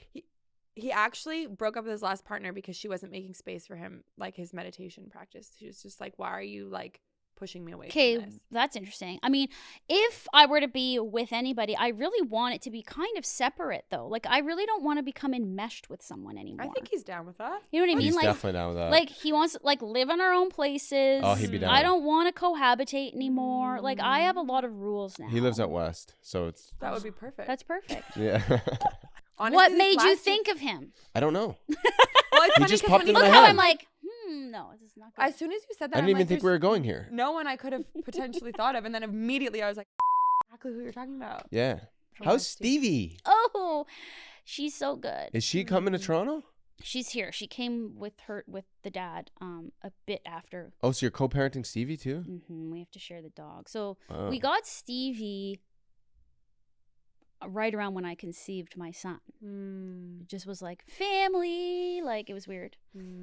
Like, I think the day that he was conceived was like maybe the day after the dog got dropped to us. We had met her a week before, and then the rescue person dropped her off at our house, and I think it was that day or the day after. Wow. She's so cute. I love her so. I that like was your my little one Stevie and only voice. dog. Your little Stevie Instagram.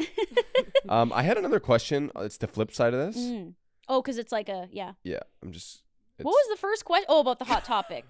We've talked so much. I'm like, I'm just really curious. Are there, because you know, Lauren's just willing to go there and say shit. Are there times where it's better to remain silent than to speak up? definitely. Okay. And do I have to tell you what those times are? Sure. There's definitely times when it's better to stay silent. And often I question everything I say. I'm like, oh, should I have said that? Like, I'll go home now for the rest of the day replaying this entire thing. Aw, I don't want you to do that at all. That's an anxiety thing. You have full. We'll send you this fully edited. Listen, No. cut whatever you want. Oh, Don't but have I'm not any even like that. anxiety. I'll be like, don't cut a thing. Yeah. Just keep it all in. I don't care. I still I'll just replay. It's not that I regret anything. I'll just replay it. I think it's some kind of anxiety thing. But just do Wait, that. what are you doing when you're doing that? I don't know. though? That's what I'm wondering. I'm gonna do it, and I don't know why. Are you wondering what people's reactions to it online are? What our reaction is to the people sitting here? Are you thinking, No. how did I show up as? Because I know I was a guest on someone's pod, and I was like, whoa, I didn't realize what it felt like to be the guest. So I genuinely am asking, is like, is there something we could do that helps our guests more feel like? I think this has been great. And I'm very comfortable talking about and saying anything. And then sometimes I just wonder, sometimes is that good? Or should I just be more cautious? I think at the end of the day, it's like, I don't know. I don't know. I think that's conditioning. I think that's like Maybe that's letting the chatter in the comments. Yeah, like worry that. You know? Yes. Oh, I shouldn't have said that. Oh, I offended that person. I mean, there's so many things I talk about publicly that I would never... I mean, I don't think my mom would listen to a podcast I've been on. Like, it wouldn't cross her table, and if it did, she probably wouldn't click on it, even though she's watched some of my YouTube videos. But, I mean, she doesn't know I donated eggs. Like, there's lots of things that, you know, I say out loud to the internet that I don't even say to my Isn't it mom. amazing that the very first person you brought up was your mom? Because we're always just seeking the validation and love of our parents. Like, those are the people. At the core, for sure. I don't even think that that's like... I'm always aware of it. No, but if we go deep, layer, it's like, that's what I'm seeking. 100%. And I know she'd be like, yeah, exactly. You're crazy. Why would you do that? Like, I hear her judgment immediately. That's what it is. Yeah. That's why I'll replay that this conversation. What would my mom think? So honest. We do have another little segment called Spill the Tea. We're just wondering if there's any tea or anything that the internet does not know. I mean, I feel like you spilled quite a bit already. Yeah. I spilled all this the has tea. Been a Anything the internet spilling. doesn't know. Could just be a funny story. Well, the very first thing I said, which is super weird, we're talking about the SSRI I'm on. I mean, nobody knows that. I've never said that because I've been worried about saying anything or even revealing, even though I think it could help people not feel so ashamed about taking meds, because people do. And I have had dealt with some friends who were very much anti-med, and I had to be like, look, you got to get rid of that. Like, you have to do what helps, like for some very serious mental health issues. But because we grew up in a generation that really much stigmatized that stuff. And I think a lot of my mom was very into health food, and like, it's like food's the healing, like, you know, don't take meds. Like that's all in there. So that was maybe like one piece of tea that I've never said. You also mentioned edibles. Are you in and edibles. Are you in a routine now of I'm in a routine of whenever I don't have my kid, let's go, because I can't relax and I can't sleep. So you find it does help you chill? It helps. I take the sleep kind that are THC and CBN. And it's the CBN, and I'm not a big... What does N mean? CBN, yeah. It's not CBD. It's some other part of the plant that aids with the sleep. I can't explain it. I don't know anything about it. I just know that once I had those, I was like, whoa, like it's the only way I can shut down. And now I really enjoy the kind of the numbing of it. Yeah. Because I know I'm in fight or flight, and I need something to just... Yeah, I hope that I haven't come across as judgmental towards you with like being in fight or flight, because we all are. Yes. And, like, everyone's operating in that place. No, you haven't at all. And whatever you do, whatever your practice is, whatever helps you melt into the couch, like do that, you know? And that's okay. I need melt into the couch. That is what it is. Yeah. It's great. I'm going to invite you over to meditate, but no. I'm just kidding. I haven't meditated in a long time. And when I do, I fall asleep because I'm so tired. Which is okay too, but 100%. Well, I just want to give a glowing recommendation to Lauren Toda. She's a household name at the Fitzgerald House. No, you've literally taught my brother, who's now a chef. For and, sure. And he's crushing it. He is. I know. It's huge. Yeah. It's amazing. And he's basically would give you a lot of credit to a lot of you know, your cashew cream, your nacho cheese, a lot of the staple things. It helped us so much too, all her recipes. And so whether you're interested in plant-based food or you know someone that is, I would highly recommend Lauren's cookbooks, Hot for Food. All of her food's amazing. Or go all out and you could actually get Lauren to cook at your house. I've done like birthday surprise cooking experience. Nice. I did engagement dinner. I couldn't do the job, but I was asked to do a 30-person baby shower, and I had to turn it down because I had another gig. But yeah, like customize whatever you want. You want great vegan comfort food at it. Beauty. Let's I love do it. that. Thank you guys for watching. Really appreciate your openness, as I keep Thank saying. you. But Love you genuinely, I guys. really do Love you too, Lauren. So happy you're back. Thank I mean, you. we're leaving, Can but we be friends? Yeah. Like you live in the We around are the corner. friends. Let's be real friends. Okay, Yeah. cool. Yes. Eamon kept saying like it's so cool because we're just going to chat with Lauren and we're such good friends. And I was like, well, we've met like 3 times, but I do feel it as though we're feels- great friends. Yeah. Like it's Yeah, just no, awesome. let's actually hang out more and go eat and, Great. or cook or whatever. Yeah. Meditate, have We the have a kids hang sauna out. in Yeah. the backyard. Ooh, you have a sauna And a cold in plunge. Toronto or at the cabin? No, in Here. Toronto. Oh, coming over. Yeah. Perfect. Yeah, you're not far. Okay. Bye. Okay, bye. Bye. Peace. Bye.